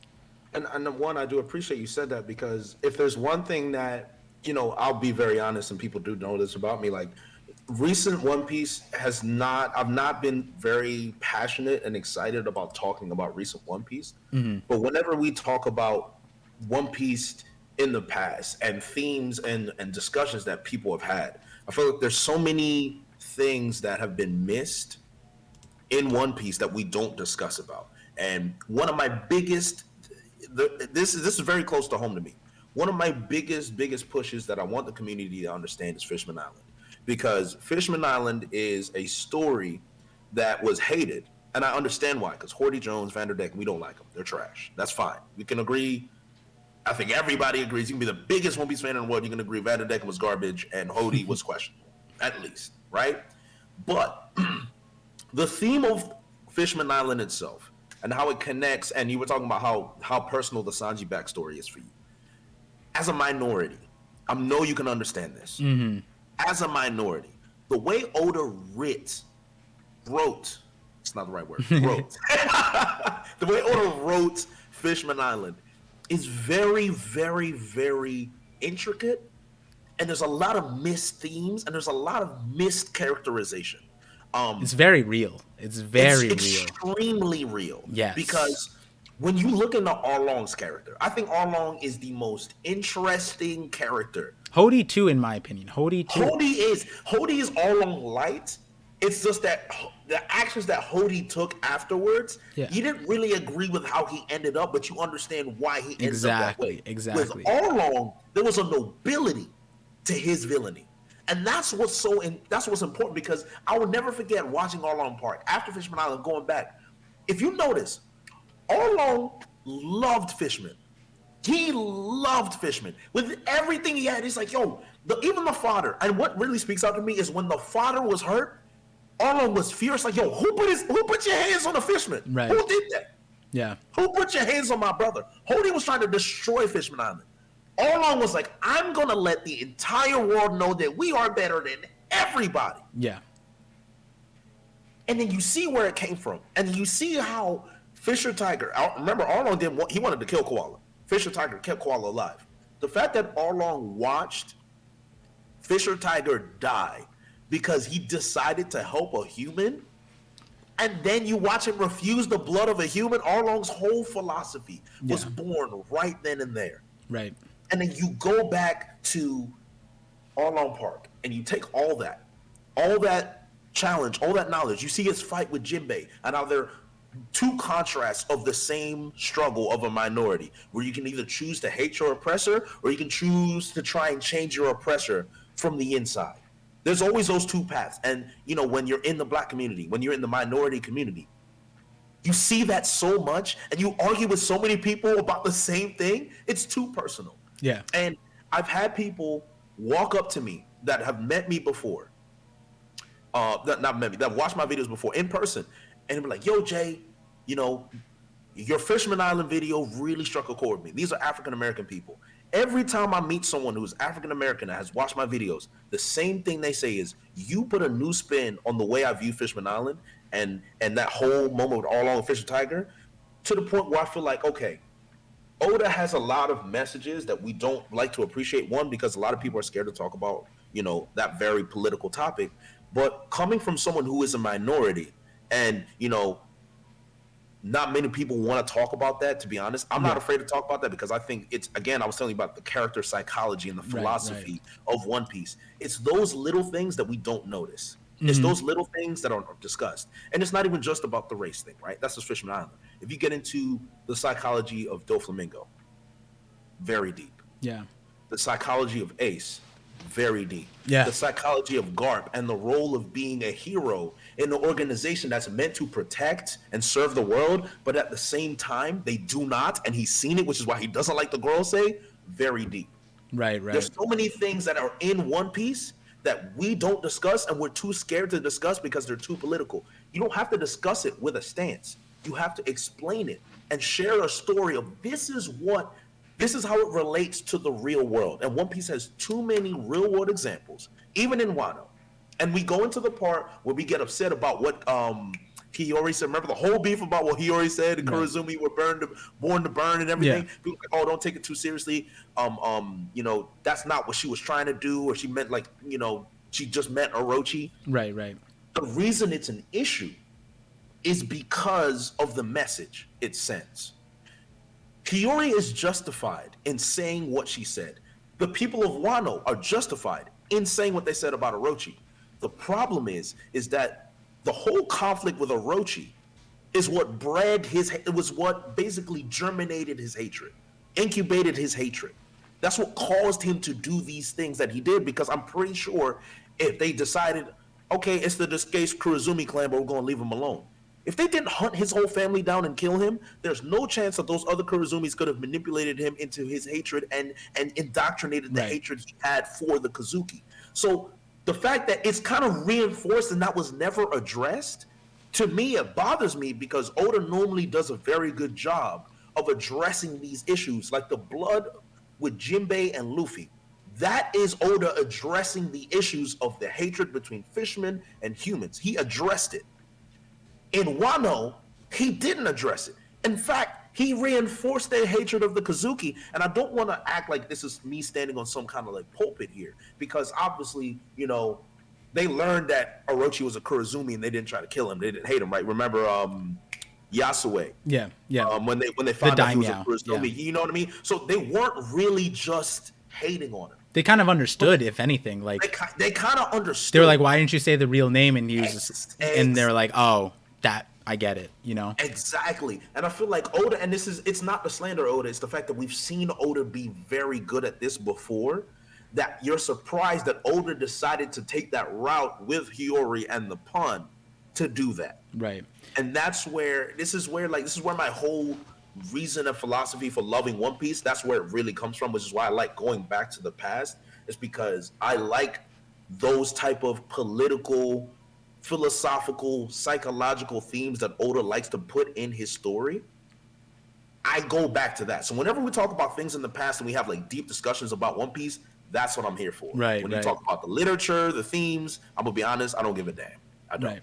Yeah. Unfortunately, that's just me. No, I want to, one thing I want to clarify for the chat, because I know some people would say this, like, he already didn't say that, but the issue's still there, right? The Rakugo guy said that, and that's still, the issue's still present, right? Like, whether or not the pun is there, I think it's like, it's poorly received because we're trying to use the pun rather than addressing, like Jay said, like the blood transfer between Luffy and Jinbei. There's no misunderstanding there. The fact that there is a misunderstanding in this very important thematic is an issue, right? But, and it's like, we can go on in the story and the Rakugo guy said that, but it's still like, written wise, it doesn't feel as great as that Luffy Jinbei moment where it's supposed to fix this issue. And so to that part, I would say that is why my Amatsuki video, the catfish one, it's funny, but prior to that chapter, like, I put out that video that I think that these things will be addressed for this express reason in that video. But before, I want to say, like, I like, a lot of people know I could make theories about the recent chapters, but I don't. Most of my theories are, like, especially my favorite ones are I spent like maybe I think I have 5 more videos on Fishman Island, but one of my favorite ones, and a lot of people's favorite ones, is my Otahime video because of that. That's probably a really good video. Yeah, because what Jay was saying, and I think the line I said before was also a thing where it's like if the world hates you, you're going to gravitate towards something that loves you. And believe it or not, Arlong went towards a place where he created that love for himself. Yes, he absolutely. created Arlong Park in the vision of Sabaody, but we've all seen Sabaody. That place is not full of love. So, you take something you want to be great and you make it a place of love. And at the end of the day, all of the fishmen, even Hody, was working towards that. I'm not saying he wasn't misguided, right? There was obviously a right way and a wrong way, and a lot of people, want to say that Otahime went the right way. And I would implore you to go watch that Otahime video, because it's like the Otahime way is not a realistic way. The Otahime way is very, very difficult. And like someone like, Pars dressed like an interview. That's something as a minority I was taught to do, right? Thank you. Like, see, this is what I'm saying. You go ahead. Yeah, no, I would, like that's something that growing up, like, being a minority, my family taught me. It's like whenever you're in a presentation setting, dress the best way possible. That is the Otahime route. But just by doing that, that's not solving the issue. You should be able to be comfortable. Like why? I'm not. I enjoy being like this. I'm not saying I'm like forced to do that. I'm just saying that is a learned thing. That is something that I learned to enjoy, and it's not a bad thing necessarily, but it's not something that should be forced. Otahime shouldn't have to do all of the things that she was doing and bite her tongue and all that stuff for the sake of just existing above the water, right? And she was trying to tell all these other people to follow her same path. Well, Hody was not in her. She was in the slum. He was in the slums, bro. Like that shit is real as fuck. Like he was grinding, man. If you like, he doesn't see the light that Otahime can have, and it's like, it kind of makes sense. She's the princess or queen, and he's like just this random dude, this random shark. He's just a soldier. He's just a random soldier, man. Yeah, and then Oda also adds in the details of all these aggressors, all these people that are seen as the aggressors. They're also sharks too, and they're put in the story in the mix of mermaids and all these like soft people, and they're already seen as more aggressive, and that's another subtle detail that when you look at the past, when you look at those details Oda put in, it's like you can't say Fishman Island was a bad arc. You can't say that the way Oda set that up, he didn't put like his heart into that, and it was truthfully done in a way that like other anime hadn't done at the time, and still haven't done to that extent, in my opinion. So like, and again, like I know we're getting past the thing, but like this is a very important conversation, because I also like I value those details, those moments that they do affect us. And a lot of people don't like saying like, oh, this stuff doesn't relate to the real world, this is a fiction thing and it escapes. And it's like, I'm gonna have to say we're gonna agree to disagree, because Oda's not writing it like that. Oda's definitely not writing it like that. Otherwise, these details wouldn't be there. And like again, don't take it from me. Don't even take it from Jay. Take it from all. I think like the ethnic people of color creators who are trying to spread that message that like a lot of these hated arcs, it's like if you take a step back and reflect on them, they're really, really meaningful to a lot of people.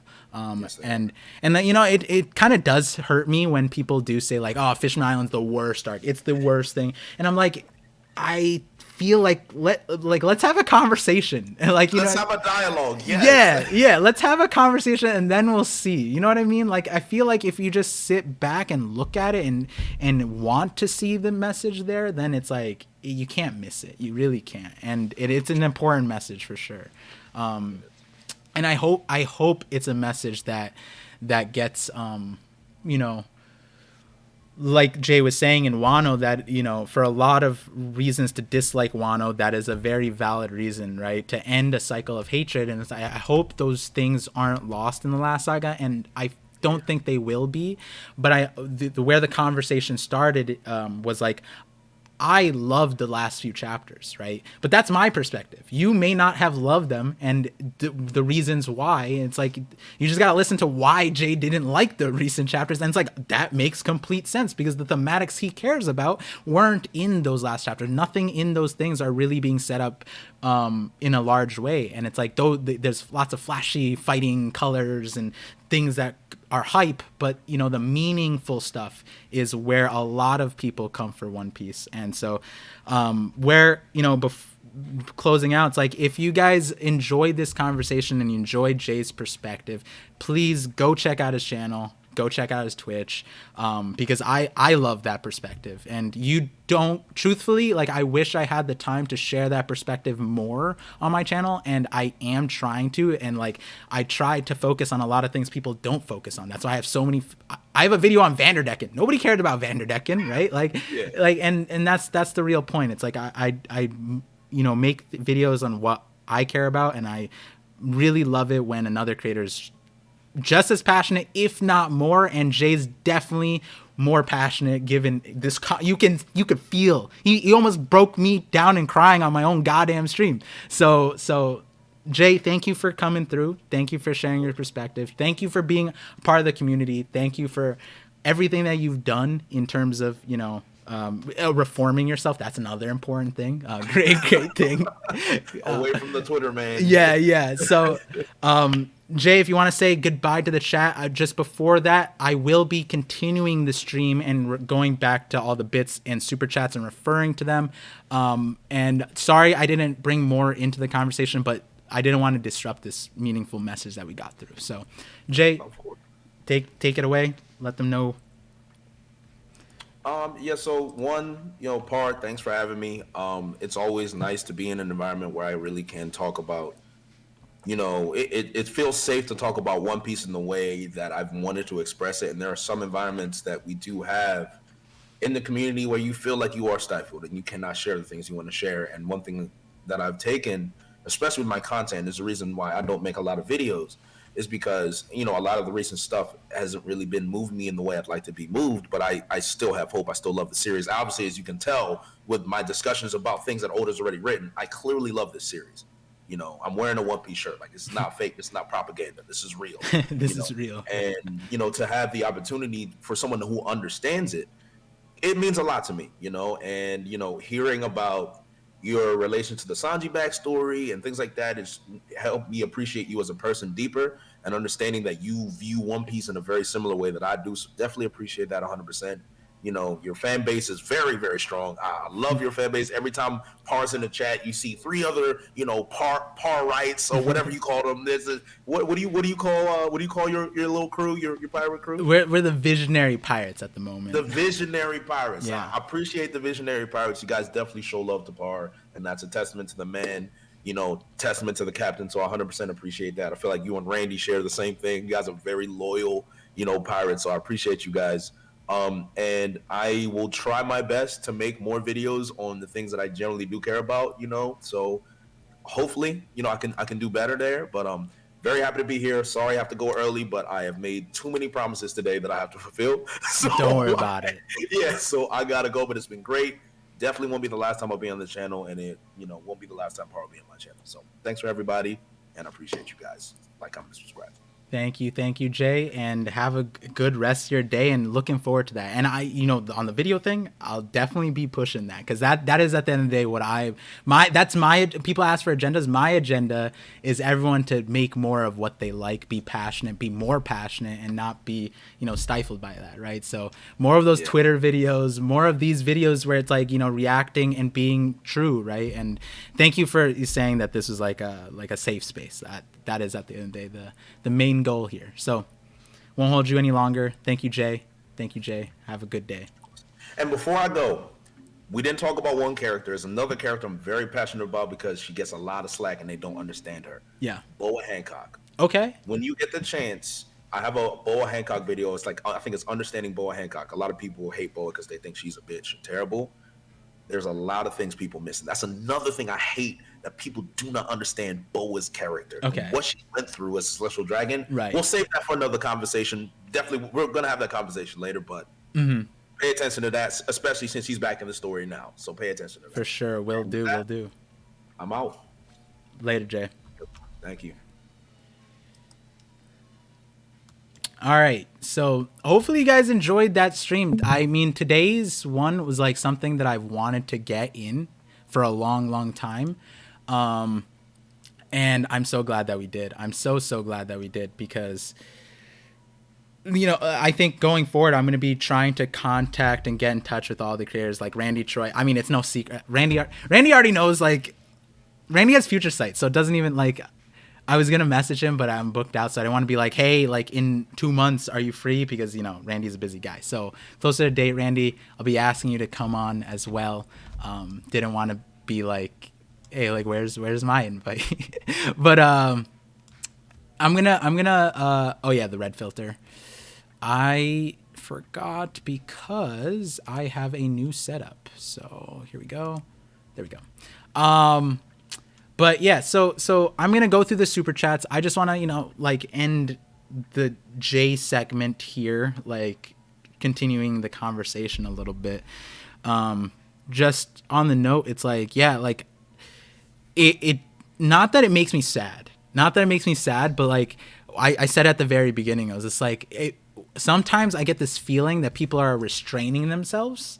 And when I first met Jay, or like talked to Jay, I was like, wow, it feels like he has so much he wants to share. And the Reverie he didn't get to share because he was the host. And like, you know, in between that time, it's like I wanted to see more and more. And then like Randy brought him on to the Croc Summit and got to see more of that.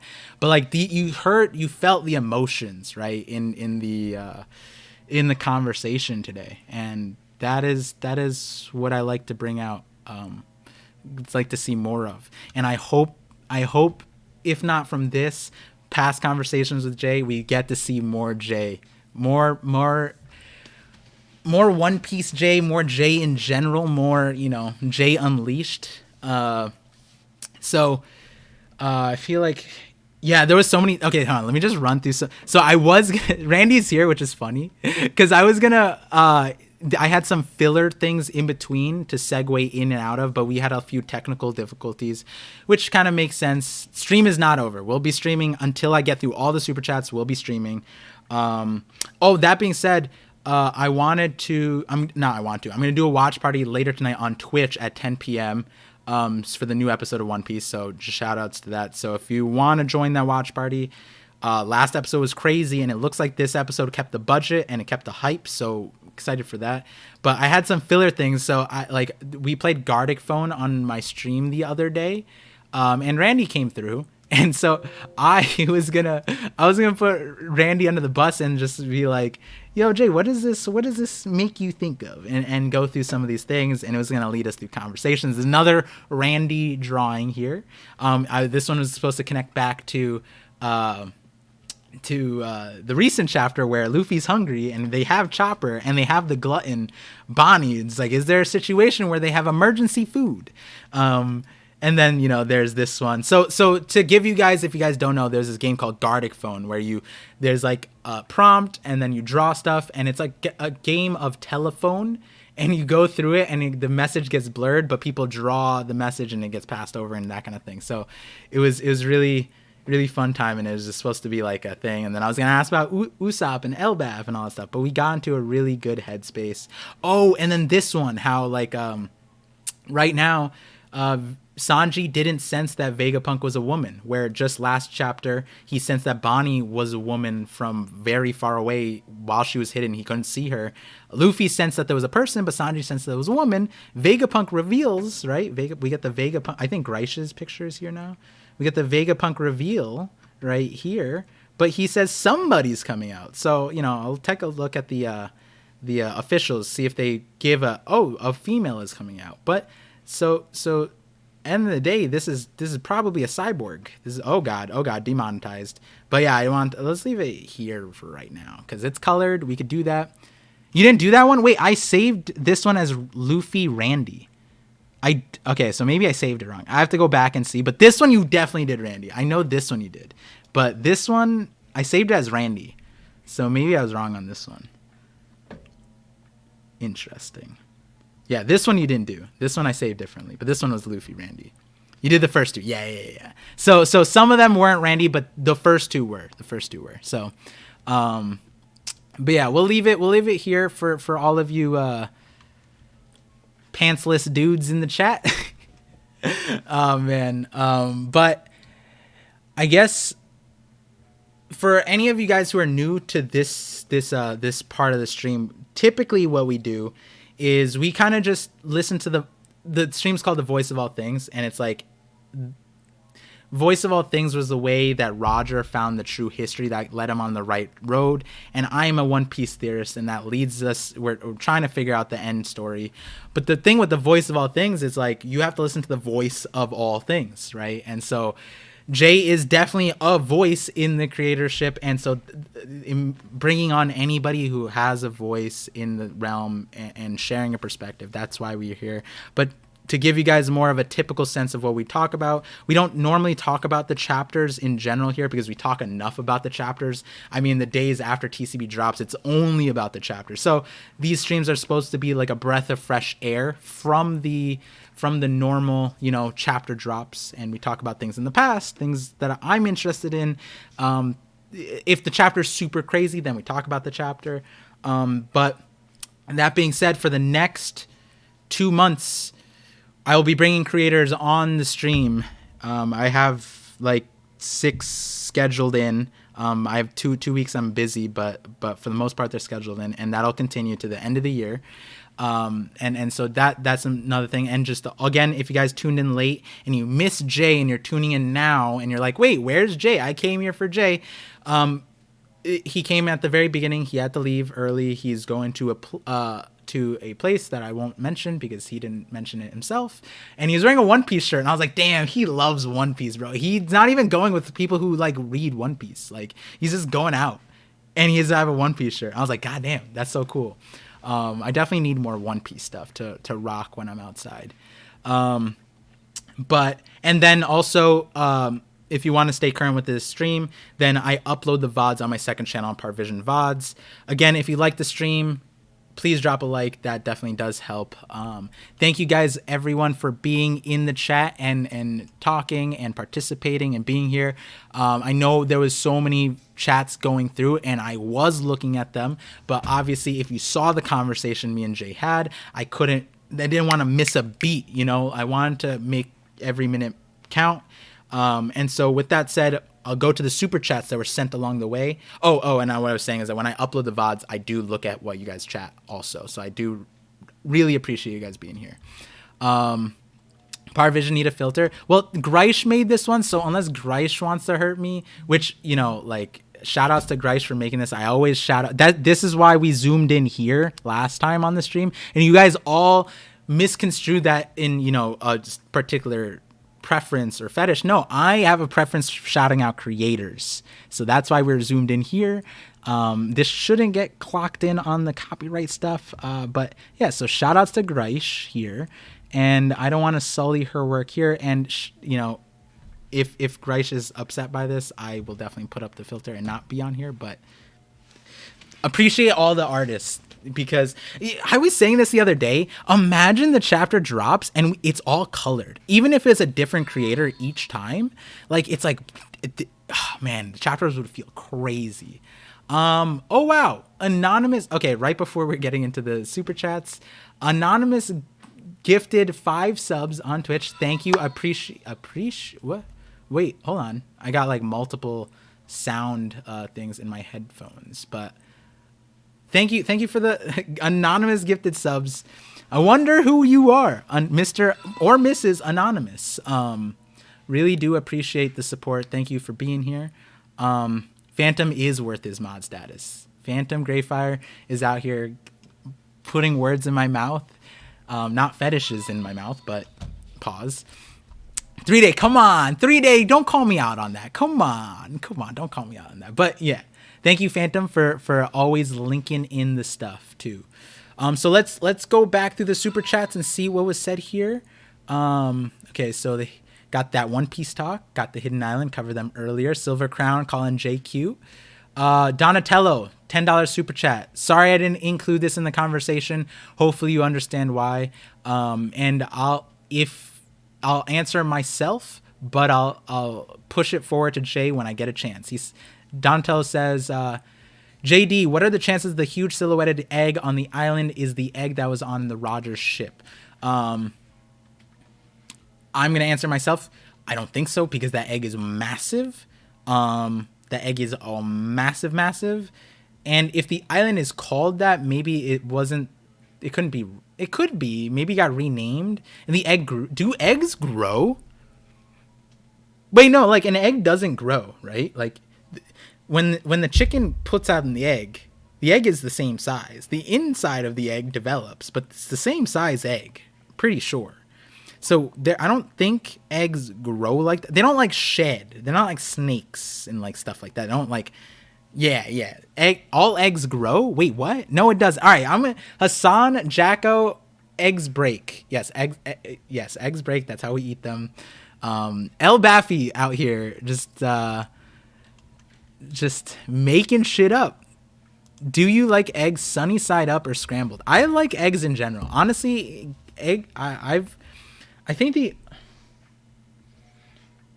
people eat raw eggs. That's probably the only way I wouldn't eat eggs, but like I've any kind of egg, like maybe that's because my wife, like she's just like, how you want your eggs? I'm like, however you want to. And then she's like gets mad at me because she's like, just pick one. And I'm like, okay, but like, how are you having it? And she's like, I'm having it this way. I'm like, that one.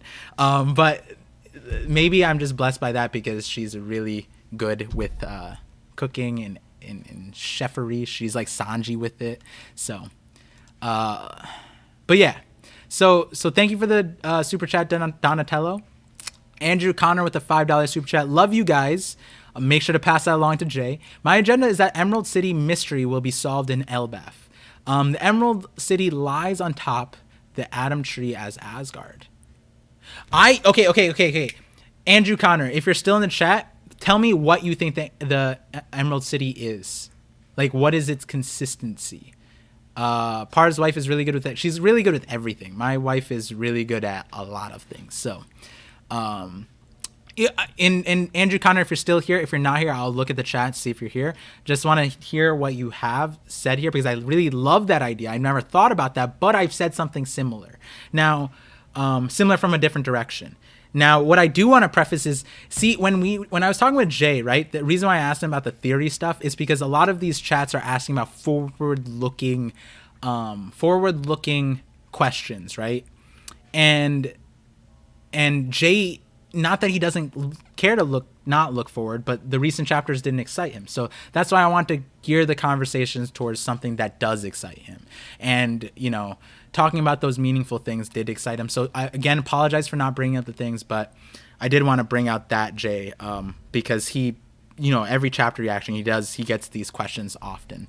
Andrew Connor, are you here? Commodore, yo, Laz, what's up? See you later, part. Thank you for stopping by. Sorry I didn't get to see as your chats, but now you'll pop out as blue. I found you. Do you like your... Oh, I answered your question, Laz. Oh, wow. I just naturally picked out that question. Awesome. Thank you for being here, Laz. Thank you. Also, Original Jay was crazy. It was also crazy to see you in his VODs. That was pretty fun, too. So Andrew Connor's not responding. I apologize if he had to leave, so I'll answer this for the VOD's sake.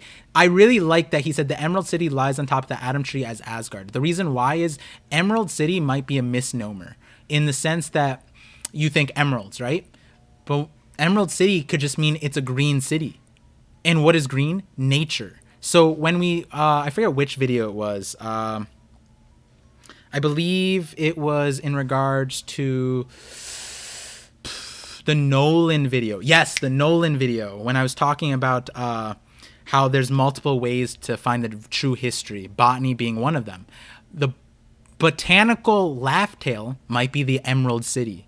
That's what my thought is. And so the Emerald City, Andrew Connor said, the Emerald City lies on top of the Atom Tree as Asgard. Well, what's on top of a tree? A whole, if it's the Atom Tree, it's a whole kingdom in a tree. It's a whole nation inside of a green room, essentially. And that could be the Emerald City because it's green. And I think there is a historical tie-in. I remember when I looked it up in the Nolan, I didn't mention it in the Nolan video, but I wanted to make a part 2 to the Nolan video. I think I mentioned that. I always say I want to make a part 2. But because I make the thing is, I say I make part 2s, it's because, like, I know you guys don't want to sit down for a 30, 40, 50-minute video because, you know, Jay's like, I tapped out at 20 minutes. I have to work on making my videos shorter, but what that means, I need part 2s. And for me, that's harder to script out than just one thought into a video. Even though it'd be more beneficial for me if I did break up my videos, because then I could split up my videos and post more frequently. That'd be better for the algorithm, better financially, but I just rather just put out a 50-minute Shanks video because that's just fun. But yeah, the Emerald City being there, really like that idea. I really like that idea for so many reasons. Also the Ryokugu video. I think that one too. Please make longer videos. The thing is, some people like it. The thing is, the longer my videos, the more comments I get. It's like, bro, this is way too long. And one of my my first Patreon, I really want him to watch my videos too. And he's just like, yeah, I can't watch videos longer than 20 minutes. I'm like, fuck. So I'm trying my best. They'll be spread. So some videos in the coming weeks are going to be 9 minutes. There's some 15-minute ones, but there's a lot of 30-minute videos. There's 3 50-minute videos in the queue. That's the Void Century one. There's the Wano video.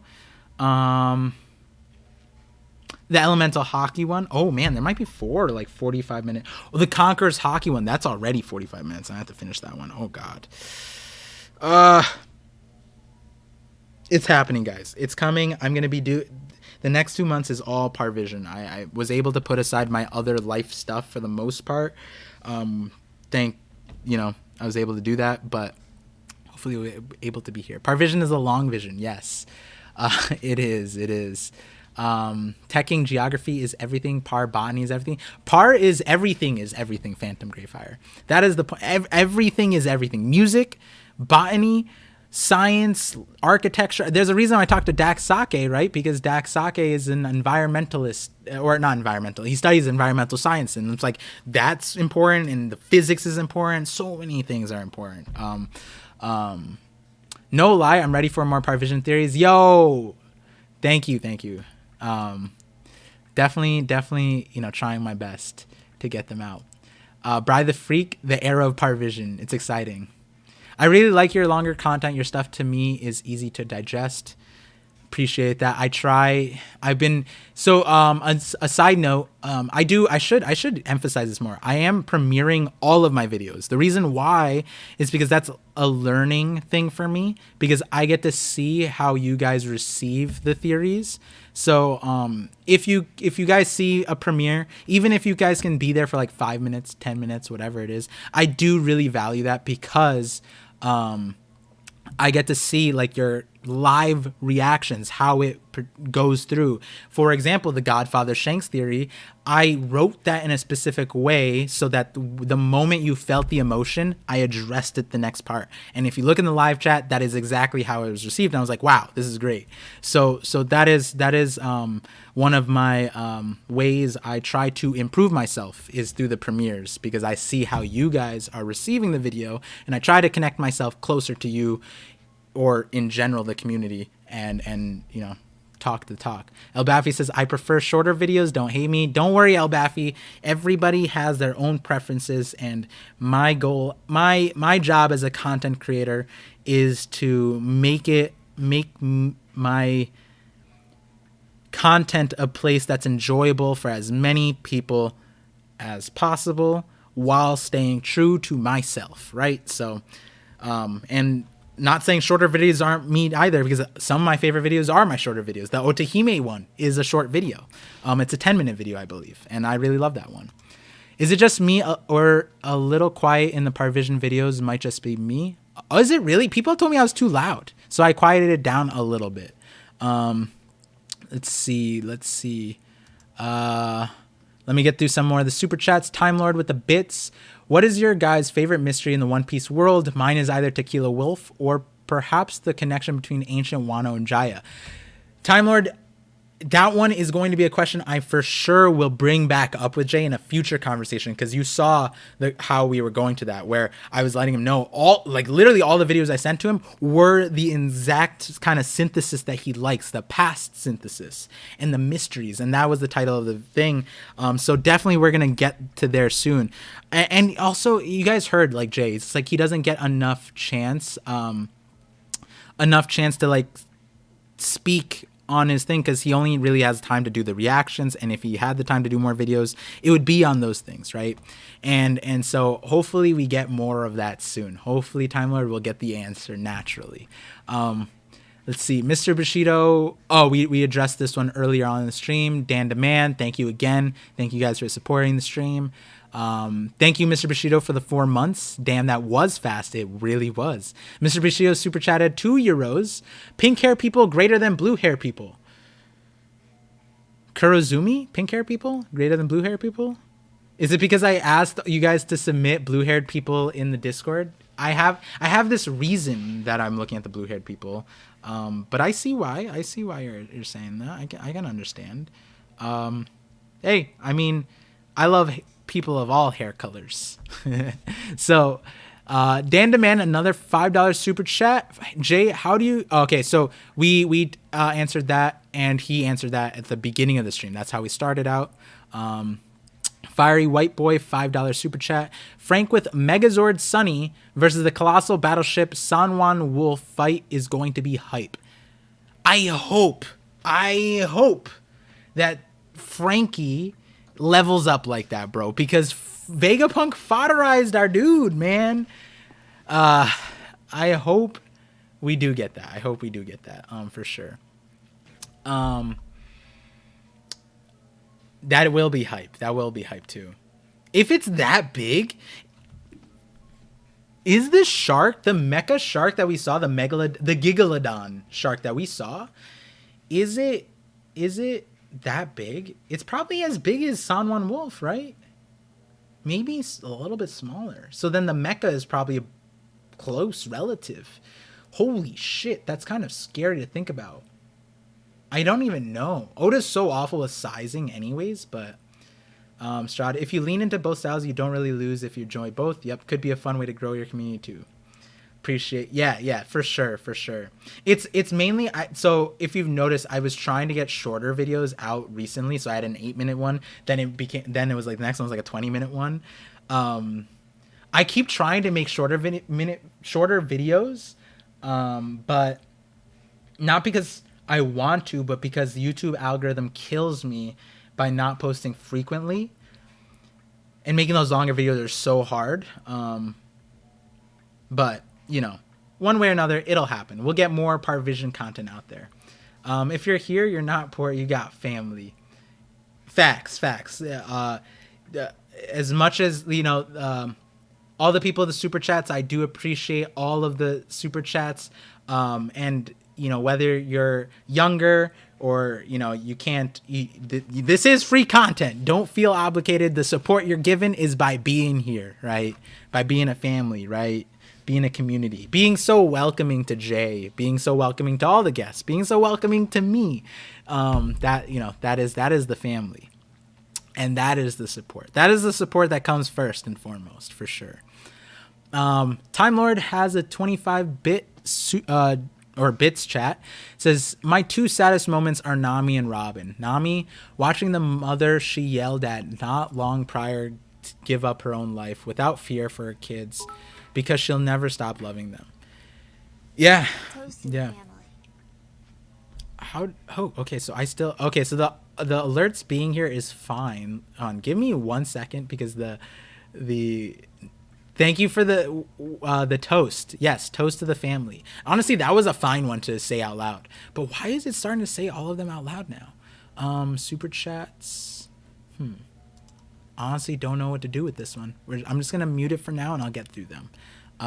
Yeah, Texas speech creeps me out. Yeah, it's because I updated everything. Hopefully, okay. So one thing, hopefully you guys like. It's a little bit cleaner than before, but I don't like how fast it's going, and I'll fix that. But I made it yesterday. The reason why for these streams, I want to change. Like, if I have someone on the call, it's gonna be this background, and it's like two. When you look at, like, here, let's look at the starting screen. When you look at that, it's like two wavelengths meeting, and that, like, I'm the purple one and everyone else is the blue one. So it's like me and Jay meeting and meshing wavelengths. And this one's really accurate today. So that's kind of the idea here. But yeah, this one moves faster for some reason. So I'll slow it down. Let me see. Hey, Random Guy, what's your $5 message? Hopefully I'll get to it. Hopefully I didn't pass over it. Strahd, thank you for the super chat, $2 super chat. ParVision only eats light-skinned eggs. No, I like eggs of all types. The thing is, American eggs aren't even like the natural ones, because we do a lot of things to for the salmonella stuff. But everywhere else, the eggs are egg yolk isn't supposed to be yellow. It's supposed to be orange, from my understanding. That's like all the antibiotic like stuff, and a healthy chicken lays orange yolk eggs. And then also in Europe, I believe eggs are most, when you go to the grocery store, they're usually brown. Here it's usually white, but that's because the layer gets processed out. I forget what it's called, but it's like a layer of something salmonella related, but it's not really that big of a deal nowadays that we should have it. But yeah, also eggs are usually smaller. But yeah, don't know what light-skinned eggs are, honestly, but I eat all kinds of eggs. I don't discriminate because eggs are the most important thing to eat. They're good for your brain. They're one of the only nutrients that have a healthy source of choline, the building blocks towards your brain. So if you want to be more like ParVision, either take alpha GP supplements or have 2 eggs in the morning, one or the other. Do you use purely white deluxe? I see those pearlies. I don't, but I'm trying to get better. Dental hygiene was a hard thing growing up. Very difficult thing, honestly. Quick fact. I don't like dentists. A lot of my friends are dentists. I like them. I traumatized by dentists. I had to fight my family and the dentist, and I was like, "Yo, this dentist is crazy." Fast forward 2 years, I left in like 2, 3, 4 months of under that person because they fucked up my teeth, really badly. And fast forward 2 years, I was like 14, 15 when I was saying this. So it's like a 14-year-old talking down to a doctor, talking down to all these people. And I'm like, this guy's crazy. Graduate high school. So like later on, that guy, his practice got shut down for malpractice. And I'm like, I got gaslit the whole fucking time. This whole fucking time. It's crazy. It's so crazy that I got gaslit like that. But you know, what could a 14-year-old do? What could a 14-year-old do? But yeah. Let's see. Scopper Gabon. Welcome. Roger Pirate. It's $2 super chat. Geography is everything. Yes, it is. It is, and that is another focus on my videos. Go back to the Vanderdecken or the Nolan video, right? The Amatsuki video. Amatsuki one primarily, right? The Amatsuki video, that one's huge. Huge on that. Hopefully Jay can watch that one for the Kurozumi context that he was asking about. Saint Rai with the $5 super chat. I was thinking Uranus might come from the egg, because the huge egg has rings on it, kind of like how the planet Uranus has rings, maybe reaching.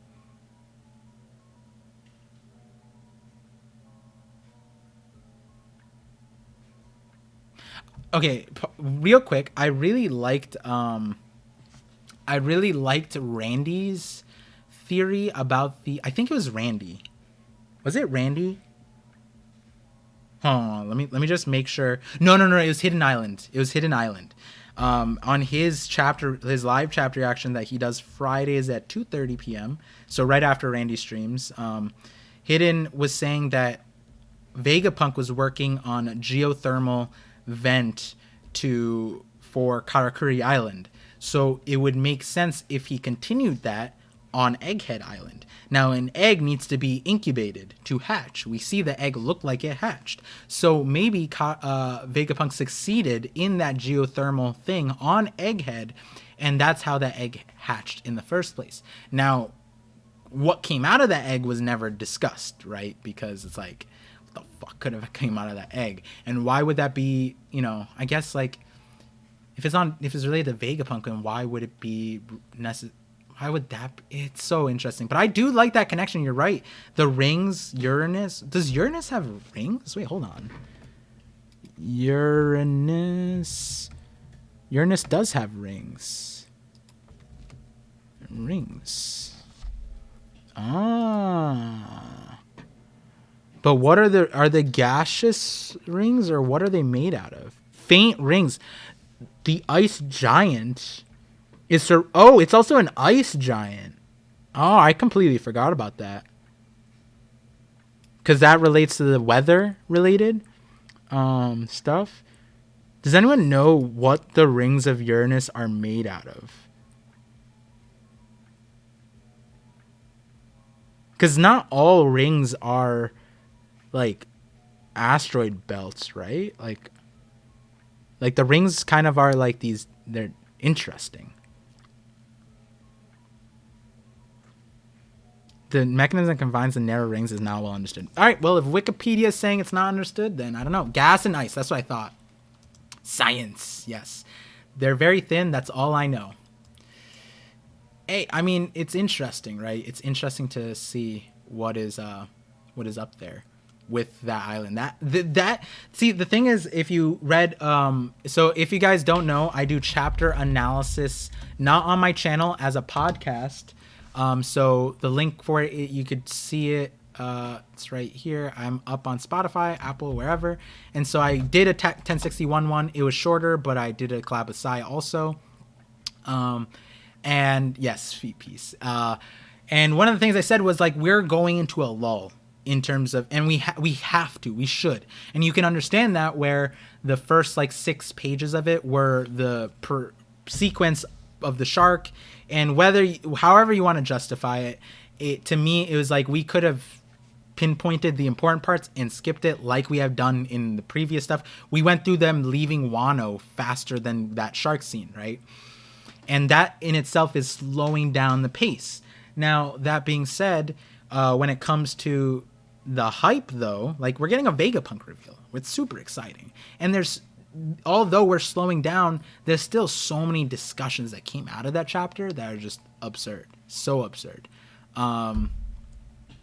Gravitational rings of gases. Got you. So it's gases. That's what I thought. Mage. I was gonna say Morge or Mage. Shout outs to Morge. I saw his chats and it was funny, but hopefully he knows I was joking. I'll message him. He knows we were all joking. Morge made a video a long time ago about the ancient weapons, so each weapon represents a hockey. Oh, I heard that theory. Yeah, I heard about that. Larry from that One Piece talk brought it up. He's really excited by that one, honestly. Thin is debatable. Thin is relative. Thin is relative, right? Because like from our standpoint, relatively, it is thin compared to the planet. But yeah, probably not thin. Like if it were possible to stand on it, it would probably look expansive to us, right? As little ants that we are in the cosmic realm of things, right? Morge the Mage, yes. I mean, if you've been to a Randy Choi stream, you know that Morge's Wi-Fi hockey takes down the stream every single time without fail. Just kidding. But it was just funny because one time he said, I'll leave the stream and we'll see if it comes back. He commented that and then the stream came up. And it was kind of funny. But Morge is welcomed anytime. Anytime for sure. The further from the sun, the colder the planet. True, Emiadot, true. That is logical. That makes sense. Let me get through some of these last super chats. So, Scopper Gaban, another super chat. Thank you. The Sanji's heart attack is so fire. Seen it like 3 times. You saw the hour and 30-minute video 3 times. Much love to you, Scopper Gaban. And if you've seen it that many times, I don't think I've seen Scopper Gaban in the comments section on that video. I would like to see more comments from you. And that is a video I do go back to a lot. Sometimes you can see how a creator has a particular focus and agenda. Sanji, obviously I don't care too much of the Sanji versus Zoro debate because I like both and they're both characters for different reasons and they come together for different reasons. They both express things for different reasons. They're both meaningful to the story for different reasons. And I think my main care is recognizing that, right? But yeah, that Sanji video, definitely a dope thing. I mean, that is why I chose Zoro to be like the first Straw Hat I made a video about, which was even crazier. If you guys thought my Usopp video was crazy, the Zoro video is crazier than that one, for sure. Bri the Freak, thank you for the bits, and I now see a toast to the family. Appreciate you guys being here, and that is all the super chats and bits. And so again, thank you guys all for showing up, contributing, participating, showing love. Hopefully you get more out of Jay. The stream is not ending. I will continue to talk with you guys because now I want to talk to the chat more currently. So if you guys have any other questions, while you guys load up the chat for things for me to see. Oh yeah, 3-Day, thank you. Don't forget to like the stream. If you enjoyed your time here and you want to see more of these, know that there is more. I think my main thing is like we get so caught up in the recent stuff that we forget to appreciate the old stuff. And you know, that being said, it's not our fault a lot of time, because like 1058, 1059, 1060, 1061, it's like we bring back things from the past, but we synthesize them for the future rather than reflecting on the past. And right now, because we're in this transitional arc, but because we're in this phase where we're not in a, I'm not going to say major arc, because it's a Vegapunk arc, so it's going to be major. But in this time, I think it is important to reflect on those things. And that's why, if you look at my recent videos, I talk about Vanderdecken. I talk about, like, Otahime. I talk about so many different things. I'll definitely be deep diving older content, too, because my wife is catching up with One Piece now. And so I got to make some videos for my wife to enjoy as well. Because she is also speed running One Piece to catch up in time to watch Film Red with us at Comic-Con. And so, with that in mind, Random Cracker, I'm calling you out. Show me a panel with Luffy having a double. Wait, I already addressed this in the comments on that video. I never said he had a double ring die. I said he had a just ring die. I never said double ring die. Definitely address that in the comments. How far in is your wife now? She is actually, I think she's in.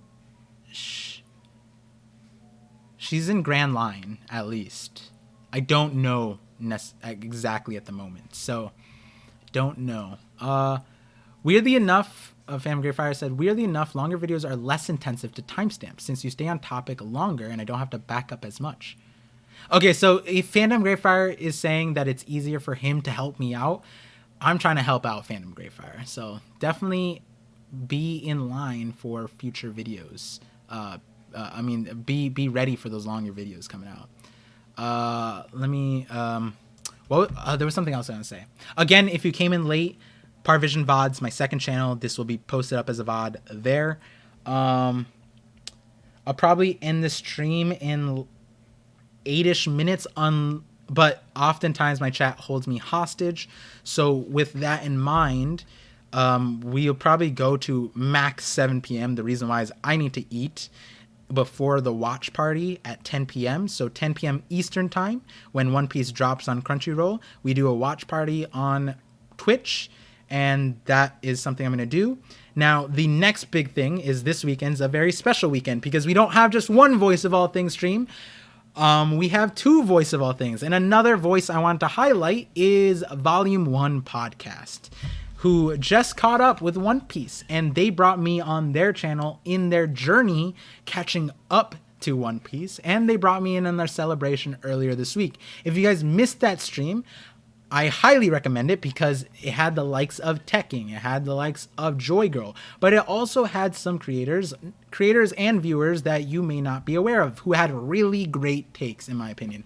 I didn't see the first creator or first person who guessed on their show, but Nolan D. Liar. If you guys like savage takes, he's a great one. He's a great one for that. I definitely found myself resonating with a lot of his takes. And then after him, it was Tekking, I believe. Then it was me. Then it was Joy Girl. Then it was me again. Because, you know, you can't get enough ParVision. We covered the Shadows theories. Believe it or not, I shared them the Shadows theory before they got Gear 5. But I hid the Gear 5 part. So they posted a video about that, me explaining the Shadows thing. So tomorrow at 3 p.m. Eastern time, they'll be coming on again. They'll be coming onto my stream, and we'll be talking about the theories because they just caught up with One Piece and they need to get acclimated to the theory world. And how funny is it to be watching ParVision theories? Because, you know, most people like would say that my theories are more out there, but they're interesting. And I won't go as far on saying that they're believable. That's up to you guys. That's on you guys. I just make things that I like. But they're getting the ParVision taste first, and I can't wait to see what they have to say tomorrow. Because I don't know how many videos they'll be able to get up to, but I think their next horizon is to get more acclimated to what theories are popular. But that being said, Megan, she I highlighted her Luffy's dream theory in my last video. If you guys haven't seen it, I would highly recommend it, because I didn't just call it out. She messaged me right when she dropped the video, and we talked about it, and I was just finishing up my script, and I was like, hey, like I'm making this video, the same thing, and like put it in, and I shouted her out, Brago shouted her out, Grand Line Review shouted her out, Tekking loved it, Joy Girl loved it, I loved it. I think every single person so far that I've seen has liked it. Whether they agree with it is a separate thing, right? You don't have to agree with it, but I think it put a smile on a lot of people's faces. It was Tekking's first reaction, you know. Tekking was gleaming, and then he was just like, wait a moment, I think Megan just cracked the code. It wasn't Brago, it wasn't GLR, it wasn't O'Hara, it wasn't Tekking, it wasn't any theorist in the it was Megan from this is a quote. He said this in their longer celebration stream. So again, highly recommend them. They're coming onto the stream tomorrow. And then also I'm doing more Twitch streams in general. Not One Piece related too. So tomorrow, I think a JJK special is dropping, and we just watched the movie together on my stream earlier this week. So the JJK special is dropping tomorrow. I will watch that as a watch party because I love JJK. And then another thing, if there's newer people here, like Jay, I like all anime. I am a connoisseur of sorts. I haven't watched in recent years because of life. But I'm getting back into it, and this fall season is insane, so I'm not missing that. Not a chance I would. And so I'm definitely gonna make an effort to watch party that. And for all of these things that I just mentioned, if you want to get notified about it, the best way possible is to join my Discord. Join the Discord, choose a role that allows you to get pinged properly. And where there's going to be a Discord overhaul. But yeah, Discord is the first group of people that I notify. I don't like notifying my YouTube directly because I don't want to annoy people. But yeah. Cam Cobain, let me get these super chats. Then now that the chat is loaded up with questions, we'll get to them. Cam Cobain said $5 super chat, or he didn't say $5. Thank you for the $5 super chat. Off topic, what are the next prequels you three would like us to see next? Prequels you three would like to see next. Oh, so is this a question you want me to bring up tomorrow with volume 1? Cam Cobain, I believe you're in the YouTubes.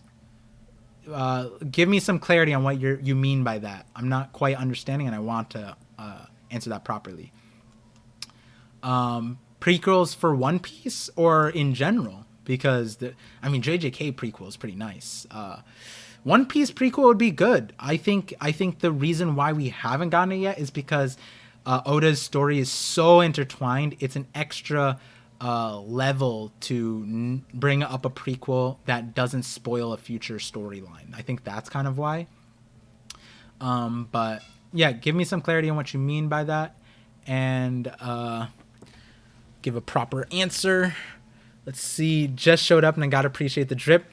I did give a little nuance to the drip with my conversation with Jay earlier in the stream.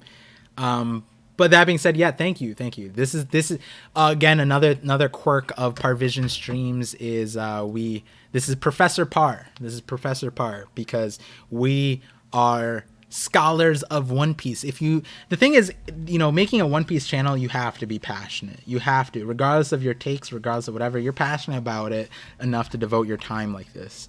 But then the people who, are in the chat and the comments, you guys are also just as passionate. Sometimes I see a lot more passion from you guys more consistently, right? And that being said, like, that means we study this. We're scholars. We gotta represent. If someone who wasn't in the One Piece community comes in and they see this, like, whoa, this guy's looks like a college professor. Maybe he looks like he teaches a classroom. And then they see like 200 people here, 300 people. It's like, wait, he's actually just has a seminar going about One Piece, right? So that's kind of like the play here, right? It's all to elevate One Piece's reception. My friends might IRL friends who don't watch One Piece but would like to support me, they're like, wow, people like this, you know what I mean? And when you associate anime, a lot of things, especially outside of the anime community, outside of One Piece community, but outside of the anime community in general, it's not the best look, and would like to bring more. That is another one of my ultimate agendas, right? I think that one of my favorite comments are on TikTok more often, because on TikTok you don't opt into the content as much as it gets put in front of you. And when I started, there was a lot of people who commented saying, hey, like, I never gave One Piece a chance, but because of the way you talked about One Piece, I gave it a chance and I really liked it, and I'm continuing. Thank you for making that thing. I love those comments, because I think the reason why the One Piece community gets the reputation of people essentially being salesmen for One Piece, you know, like, get into One Piece, blah, blah, blah. And, you know, I get it gets annoying, but it's because we want people to experience this because it's so awesome. But also, from my perspective, it's like, that's the only real way I can give back to Oda, is by getting as many people in the series as possible. And so whatever I could do to do that, I will. You know what I mean? Whatever way I can get more people into One Piece, that's my play. That's why I want to collab with anime onlys, to get them into the manga space. Because if the anime onlys get into the manga space, then they'll get other anime only people of other series that, hey, you should get into this series. And some of you guys in the chat have seen me topping into random Twitch streams. I just search up One Piece on Twitch to see who's watching One Piece, and I just hop into every stream. And it's so cool seeing how many people recognize me in those things. It's not like the clout thing. It's like, wow, like, I didn't expect to see myself being recognized in an anime only stream. But usually it's the mods who are getting rid of the spoilers. They manga readers probably. So yeah, that I went on a whole rant. Let me see if Cam Cobain answered, and then I don't see Cam Cobain's answer. Let's see. I don't. Mods, if you see Cam Cobain respond to my question about what the context of his question was, then I will answer it. Bry the Freak with thank you for the bits, said Chainsaw Man and Edge Runners up. Yes, I gotta. So Chainsaw Man, definitely gonna be watched by that. I've heard too many great things about it. I also heard that the manga is ongoing, so I'm excited about that. Because if I really like the season, depending on my reception of it, I might get into the manga. But yeah, Edge Runners, Cyberpunk, definitely will get into that. You should collab with Nani no Anime Par. That's Ruff, right? Ruff Senpai. I think that's him. Yeah, I definitely do want to get into that space. I know that a lot of people are hesitant in collaborating with a manga creator, but I heard that Ruff Senpai was gonna get into the manga, or he was gonna stay anime. I don't remember exactly. Maybe I'm mixing it up.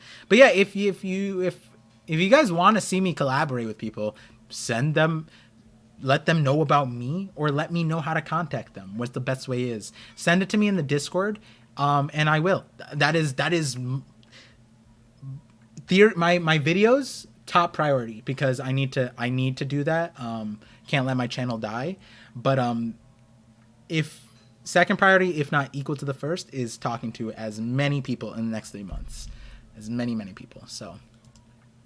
You need your own version of the Reverie with all of your connects now. It would be nice to see hidden in the bigger community. Monoman got some future sight there. That's all I'm going to say on that one. One of the reasons I love seeing the book community getting involved in the manga, they're reading the manga like Volume 1 was. Yes, that was one of the biggest, because believe it or not, I said this with the Mort stream, Murphy was one of the first One Piece YouTubers I knew about, because I knew Tekking is default. Because like his things transcended One Piece YouTube. Even when I didn't know about the community, I did know about Tekking, just not to the extent that it existed. Now, when I looked up One Piece YouTubers, Tekking came up and Murphy. So when I got into One Piece, Murphy's Marineford analysis was one of the first videos I saw, believe it or not. And I was like, wait, she's a book content creator. I was like, wait, I mean, I knew about book clubs, but I didn't know about like content creator book club type of things. I was like, whoa, that's so cool. And so it was a whole whiplash right there. For sure. Been trying to get a collab with you and Murphy, but she's always busy. Oh yeah. I mean, I don't even know what the best way to contact her, because I mean, this isn't like slander, but she doesn't seem like a Discord person. It doesn't seem like that's her vibe anyways. She gives me like a Zoom kind of vibe, which isn't like, you know, I'm not trying to say anything, but like, you know, that it's just kind of like, that's what you get with like the book club community in general. All the people that I know who read books are just like giga brained. That's my opinion. She says she is interested. She's always in her own. Man, here I am just assuming shit. Rule number 1, don't ever assume shit. But I'm definitely going to join her Discord server then. She has a Patreon. Oh, that's why I didn't know about it. Gotcha. That makes sense. Then I'll definitely get checking that out. There's actually a massive TikTok creator that I want to collab with. He has like 5 million followers. I'm trying to get his thing because he does history stuff. Some people know. And he always puts One Piece songs in the background. I'm trying to get him in there. So definitely will be doing that. Murphy's on Discord, got you. Cole and Grand Line review for me. I did a Cole one. I did a King of Lightning one. I'll try to get King of Lightning on my stream. The only thing is he streams so much that like I have to schedule it out, and I will. I definitely will ask King of Lightning what time it is. Tekking is king. He's just different vibe. Yeah, I'm trying to get in contact with Tekking. He's a hard guy to get into contact with, but if you guys ever get a chance to, let him know that I am interested to collab with him either way. I just don't want to be that guy who kind of annoys other creators, or like, you know, I think I emailed him a few weeks after the Reverie, because I thought at the Reverie I'd get a chance to talk with him. But Tekking's a super busy dude for sure. It's full schedule. Uta is in my chat and says, hi, Evil Morge. Welcome to the chat, Uta. Glad to have you here. Definitely would like a Grand Line collab. Yes, Grand Line is also seems like a very busy person. So, and also time zones. But now I'm getting into that time zone realm with Joy Girl. That is something I'll be setting up soon. We have a guaranteed collab, but I want to talk to her on the channel, one-on-one. So once I get that facilitated, then I can be more whatever's reasonable for her. Then I imagine it'd be easier to get out to the international side of things. So go on the Blue Banana podcast. Oh, that's the Grand Line review. Joy Girl and O'Hara, right? Yeah, that'd be exciting. Big Boss, what's up? Let me see some of these questions that you guys were asking me earlier, and I'll come back to the current chat. Did you get the last super chat? I believe so. I like to think I did. Better end the stream before you get stuck again. Hey, I want to be stuck with you guys. I said max 7 p.m. So in 20 more minutes of talking with you guys. I couldn't think of a better way to spend Saturday. Let's see. Definitely got to watch the VOD. Yep. Go. Nolan was fire. Them of the Godfather Shanks. Yes, I asked them to watch that one because they have this whole like, oh, ParVision just positive. You know, like he focuses on theories that make people smile and happier. Wait until they see Godfather Shanks. Wait until they see the enjoy I get from having their favorite character get flipped upside down. And a lot of the times, right, even King of Lightning, right, he was just like, no.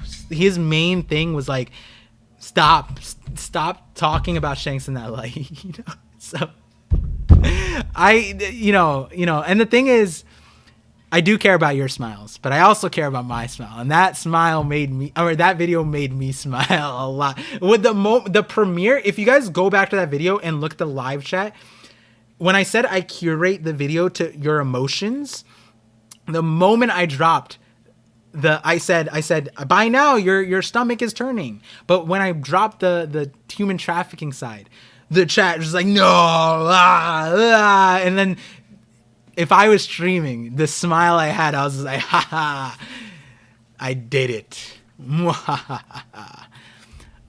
So I sound so evil, but it was a grand time for sure. I can hear you, mwaha. Yeah, that is the mwahaha for sure. I like to see creators play One Piece focused Pictionary. Kaiju. So if you do want that, I actually did that on my stream. Randy Choi came in. It's called Gardic Phone. We called it Pardic Phone. It's in my VODs channel. That was probably my favorite stream. I think my brain broke from laughing so hard. And that is something I will set up with more creators very soon. That is why I smiled and laughed, because there's no better way to end the year than on a fun stream like that, right? So hopefully, and then the other part is Cole.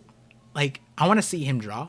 I want to see Brago draw. I want to see them, like I've already seen Brago play Smash. Monster, by the way. I like seeing these creators outside of their element. You know what I mean? Get them a little bit outside. And here's a little spoiler for you guys. I'm not allowed to say anything, but you might be seeing more of that in the greater sense of the community in general. So, let's see. Teching is Ash Ketchum in flesh, bro. Teching, for sure. It's like when he puts on that jacket now. That's the equivalent of turning the hat around. Yes, another watch party. You already know Van VTuber. You already know Van. Zoro is a plant. Mihawk is a sword. Wait, sorry, not Zord. I don't want Zoro is a sword though. Hit him with a Godfather. Mihawk. Oh, I sent them the Mihawk is a sword one. Are you talking about Volume 1? I sent it to him. Let's see. Can't say, I won't say. Shout out Fandom. Yeah, Fandom's the GOAT. Fandom is the GOAT. What are your top 5 degenerate anime, kind sir? Degenerate?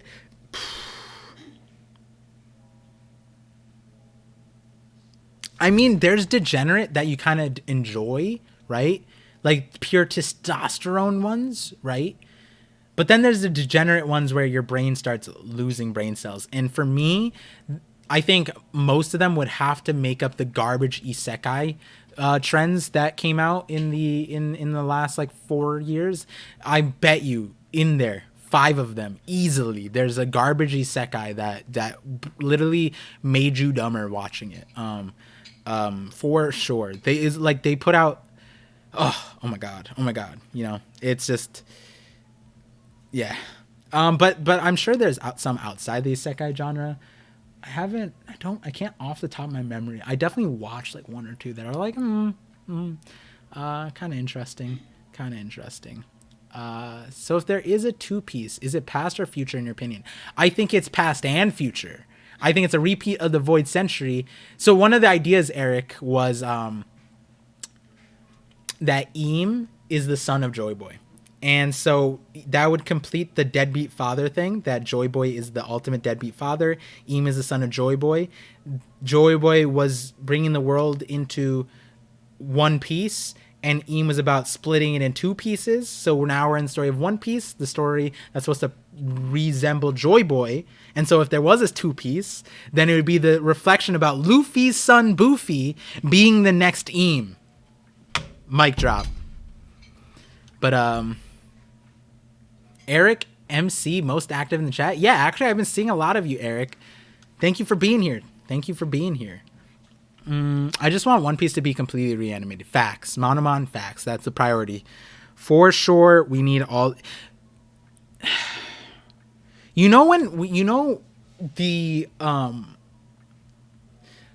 going to say the heart attack, I think, is accurate, right? I think that I got when they were doing, wow, dinner smells great. Oh, that's the jambalaya stuff. It got you. Oh my god, it smells so good. I'm so hungry. But no, but I want to talk with the chat. Eating can wait. It's fine. I'll have 3 hours to eat. What was I saying? Oh, the heart attack. When episode 1000 was coming out and they had the here's the celebration and they remastered those important scenes, I didn't know the context of it. I literally put everything down. I said they're redoing One Piece for the tribute, and then they were like, and then when I actually looked into it, they were only doing like 5 seconds of like these small moments. I was like I was so upset because I jumped to conclusions because I think I saw the VV one first, and that one was more lengthy, and I was like, okay. Oh, I saw the Sanji and the other one, I think. No, I don't remember. I don't remember all the moments that they remastered, but even seeing that shit in like the episode of East Blue, even like, oh my god, imagine One Piece looking like that, bro. Oh my god, that'd be so cool. All right, glasses back on. Can someone link the Luffy's Dream Theory video, Jennifer's Calzone Emporium? It is my latest video. It's called like New Era. But yeah, someone hopefully link that and we'll put that in. Weren't you supposed to end the stream 15 minutes ago? That was 15 minutes ago if the chat was boring. And the thing is, you guys are never boring. So that's a compliment to you. And I said maximum 7 p.m., which is 15 more minutes.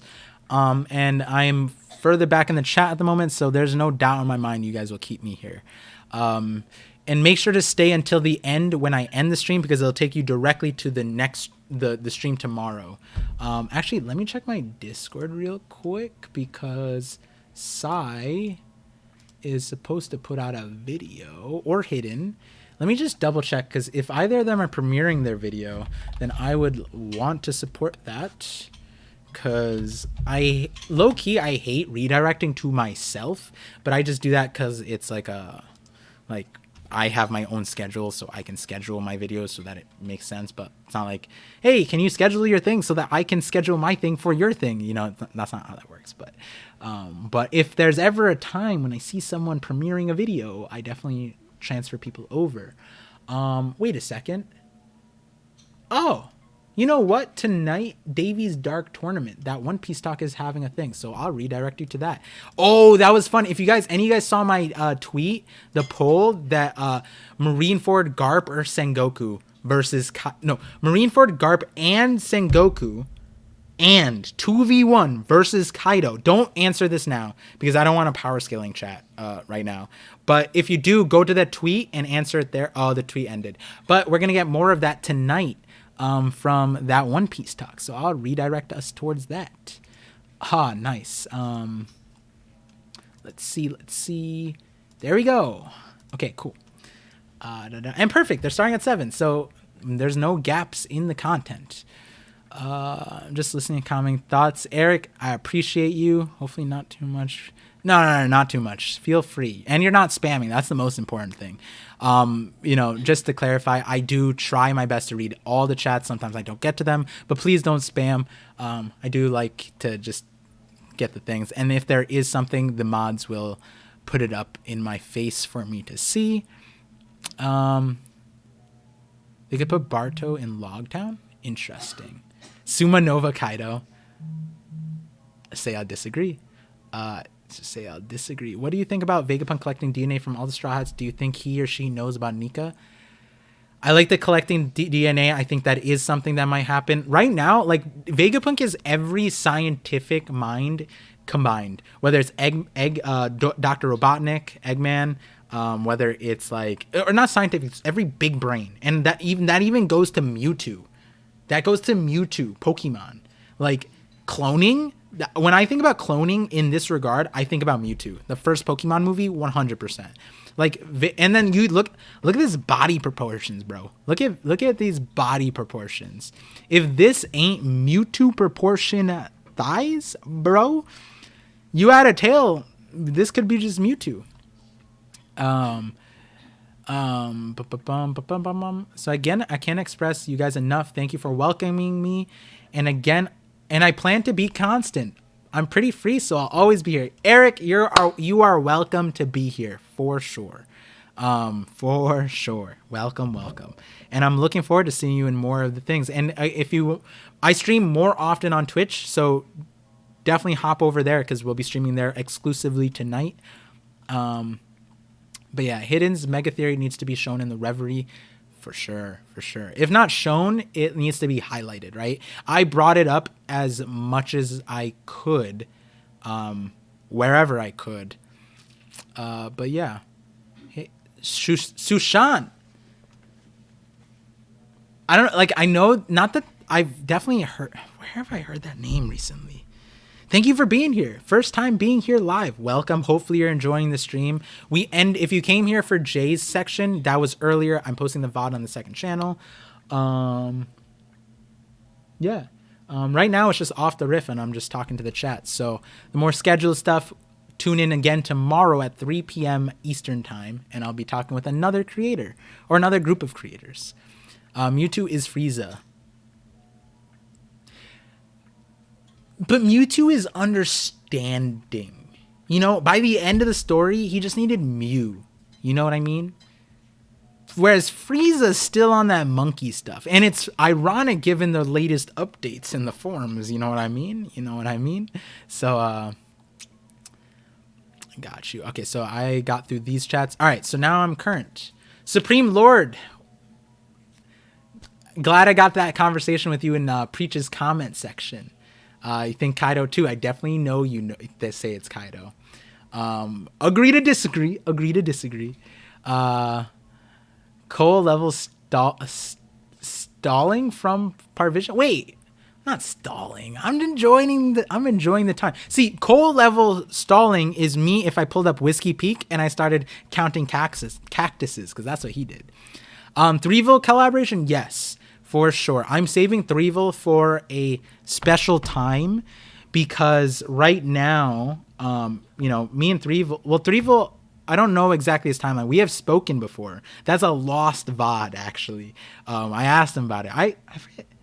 I hopped on one of his streams the other day, and I think that one's a VOD. But yeah, given that me and Threeville are both theorists. Well, one, we don't really watch each other's videos for the express reasons we're both theorists, and the other reason is that we're both super busy. So, and it's like, to stay in our topic, we both have that mutual understanding. But that being said, we both treaded the same timeline of journey in a similar fashion. We're both the rookies in the Reverie, along with Murphy. But I think a lot of people wear like Threeville, ParVision, that kind of thing. And it was funny because I wore a white shirt, he wore a black shirt, and we were like next to each other in the screen, and it looked like opposite. So I'm saving Threeville for an important time once I make my journey through the thing and he makes his. And we, at the end of the year, I do want to set that up for sure. I've enjoyed every time I've spoken to Threeville. We've had fun, a lot of fun. It's a different, me and Jay, we had a lot of fun and we talked about different things. But then with Threeville, we were like theory crafting off the rift, and it was off the riff. Really fun, not off the rift. If this isn't League of Legends. CJ Shira just got here. So do you think this is Vegapunk's real body form? No, I do not. The reason why I don't think so is because of this line from Sanji. So if you guys, I put this synthesis out. I didn't put this in my live reaction, or I didn't recognize this in my live reaction, but in my podcast analysis of this, I noted that in the previous chapter, we get the direct comparison where Sanji senses Bonnie, and we know, and I've emphasized this heavily, that Sanji knows the heart of a maiden, and that's how he was able to sense Bonnie, where Luffy could only sense that there was a person. Sanji was able to sense the heart of a maiden. He, here, the very next chapter, could not do that while he has the visuals of Vegapunk's form in his face, and he couldn't sense the heart of a maiden. So that, to me, tells me, at the minimum, this is a vessel of some sort. That's not to say Vegapunk cannot be a woman. I also emphasized in my analysis that I personally would love it if it were a woman, but it could very well easily be an old dude who's doing some interesting things that is also an Oda route, or it could just be an old dude with a normal thing, and this is just a vessel. Maybe there's dudes, maybe there's females. Who knows? Who really knows? Considering this is Punk 02, and the other one is where's the shark? The shark is Punk 03, right? So one is a woman and one is a shark, right? Like, who knows? Maybe Punk 1 is a dude. And this is maybe Punk 12, but it's Vega Force 1, I believe. I don't remember exactly. But yeah, so that is my current take on that. Welcome to the stream, CJ Shira. Hopefully I said that right. Correct me if I'm wrong. Great point. I don't either. I think he's an old perv probably. I think the O2 and no Odabox give it away. Yeah, for me, the reason why I would love it if it were a woman is because we already got all the scientists are men and they're all arrogant, cocky dickheads. And like, it would be dope to have a arrogant, cocky woman scientist who also has all the authority because she would like no diffs all of them scientifically. And I like that because I really like Dr. Correja. Dr. Correja was so dope to me because she was just like, I don't give a shit what you think. I'm better than you. You know what I mean? And she was right. She drop kicked Sanji, right? Like, that's dope. I love that. You know what I mean? Sanji's just trying to not listen. It's like, are you joking right now? Like, you know what I mean? There's so many cool things about that. What if Vegapunk is actually just mediocre, just literally from the future? That is possible, Phantom Greyfire. While I see that as a possibility, I do like this current line that we get here that would get cleared up in the officials, in that Vegapunk seems humble almost. And I like that because that's the Dunning-Kruger effect, where it's like, if you're really smart, like, you know that there's higher peaks. And while Vegapunk may realize they're the smartest person on the planet, they realize that see, this is the way I see it, right? Like, I forget where this comes from, the sentiment, but like, I always strive to be a better person tomorrow. And so there's no reason for me to be arrogant today or cocky today, because the future me should be better. You know what I mean? And so if I'm cocky or arrogant now, then that future me, like, it isn't the best it could be, if that makes sense. I can't explain it fully right now, given I'm a little bit fried and I'm hungry, but hopefully that makes sense, right? And there's a balance to that. You should always hype yourself up. You should always believe in yourself, be confident in yourself. But then there's a separation, right? There's a separation. Let's see. What's your Discord? Yep, that is the Discord. Share it in the YouTube for sure. Sounds like a sports movie quote. Yeah, I mean, the thing is, the reason why it probably sounds like that is because sports, everyone can relate to a certain extent physicality, right? That's kind of why some things are lost, and the more of the masses can relate to a sports video than rather than like a talk about NASA, like that kind of stuff, right? But yeah, it definitely does sound like a sports quote. Confident, not cocky. Yeah. Pargo eat. Yep. I'm about to in 2 minutes. In 2 minutes, I will take off all my clothes and go eat naked. That is the play. Yeah. Limit yourself. Yep. I remember that from Naruto. Not sure where that came from though. Oh wow. If it is a Naruto thing, Scoot, can you send that to me? Because I as much as I rag on Naruto is nostalgia. Naruto is Big Three. Naruto is childhood. There were a lot of meaningful moments. So remind me where that was.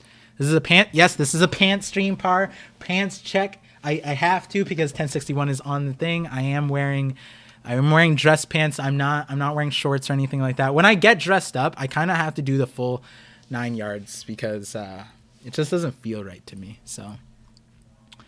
And also, it also just easier because then I can if my family does need me for anything professional, just run up and go take care of it real quick. Is Bonnie our outlet to the revs this arc? Would be dope. Yep, that is my exact take. That is the predicted take I said in April with the Hidden Island. So hopefully that is the case. I don't think it would be the old guy. I think Vegapunk might actually be an AI, the ultimate form of tech, and using avatar bodies. That'd be cool. China technological singularity. That'd be, yeah. Three evil versus evil. More evils unite. Yeah. I mean, I think I like the theory of Vegapunk being number 1, his next one 2, in his charge of 12, and so on. Yeah. I think Shark having Punk 3 is that it's a third model of that Shark. See, that it could be that, but then also, like, if we say it's like Frankie's thing, it's like there's a model 1, 2, 3, 4, 5, and none of them are the same, right? So, and Frankie copied the blueprints, and so Frankie 3 is the Shark submarine. So it might be that he saw Punk 3 that Vegapunk made, the Shark submarine thing. And that's I don't think Sai has posted our conversation yet, but that was one of the jokes where it's like he saw the blueprints for this giant shark and he probably made this mini shark. And it's like, there's a difference, bro. There's a difference. It's kind of like taking a Bugatti and then saying you have a Bugatti, and then it's just a Hot Wheel, you know? Memoji, yep, I'm still streaming, and I'll be streaming again in 3 hours, 10 p.m. on Twitch. We're watching the new episode of One Piece. I missed Supreme Lord. I missed most of the stream. I'm gonna be here next time. Hey, I think this stream was a really good one. Stay tuned. In like 10 minutes, the VOD will be up on my second channel. I definitely want Jay back on the channel, and hopefully he felt the same way. But that being said, we did hit 7 p.m. and let me just check the time I've been up. My up time, if it's showing. Oh my God, I hate this. All right, we'll end in 1 minute for the 2:55, and we're good. It's 1 a.m. here. What did I miss out on? You missed out on Jay. Jay and I had a really great conversation. I think about it as a breath of fresh air. Not too often, especially in the recent chapters where we're allowed to have a conversation so reflective like that. Hope you like cold food. It's good. I'll be able to warm it up. Talk about Seraphim matchups. Want to see if it's the most CJ Shira. If I'll answer that in either tomorrow's stream or on the watch party. Come to the watch party tonight and ask the question. I'll probably be able to answer it there. But that being said, thank you guys for tuning in to the Voice of All Things. Thank you for listening to the Voice of All Things with your host ParVision. And I just, have to do it. Can't thank Jay enough for making the time in his busy day to come here and share his perspective, being able to, complimenting me so much that he did not need to say all that he did. But I'm glad that I was able to make it a safe space, that he was able to share what he hasn't been able to share prior. And thank you guys for being a part of that. Thank you guys for being a part of my One Piece journey. If you guys didn't know, my last video was a 1-year anniversary of my channel, and I just crossed that yesterday, I believe. Technically for me, I think I remember as October 1st and 2nd being my first YouTube days, because that's when I was like, I'm going to do YouTube. Before that, I was on TikTok, so I got a lot of special things planned out given that. And so if you guys want to know why I'm so sappy and I can't leave you guys, go check out my last video, because I can't say enough how much seeing you guys talk and how much it means to me that you guys are here. So have a good night. If I see you guys again soon, I see you guys. If you guys can't make it, be sure to check that second channel to see the VODs. And make sure to join the Discord. Leave a comment. I do my best to try to remember names, conversations, all of that. So have a good one, guys. Also, hopefully I can get a video out tomorrow. I'm going to try to. Maybe I'll just rest. But yeah. All right, later, guys. Peace.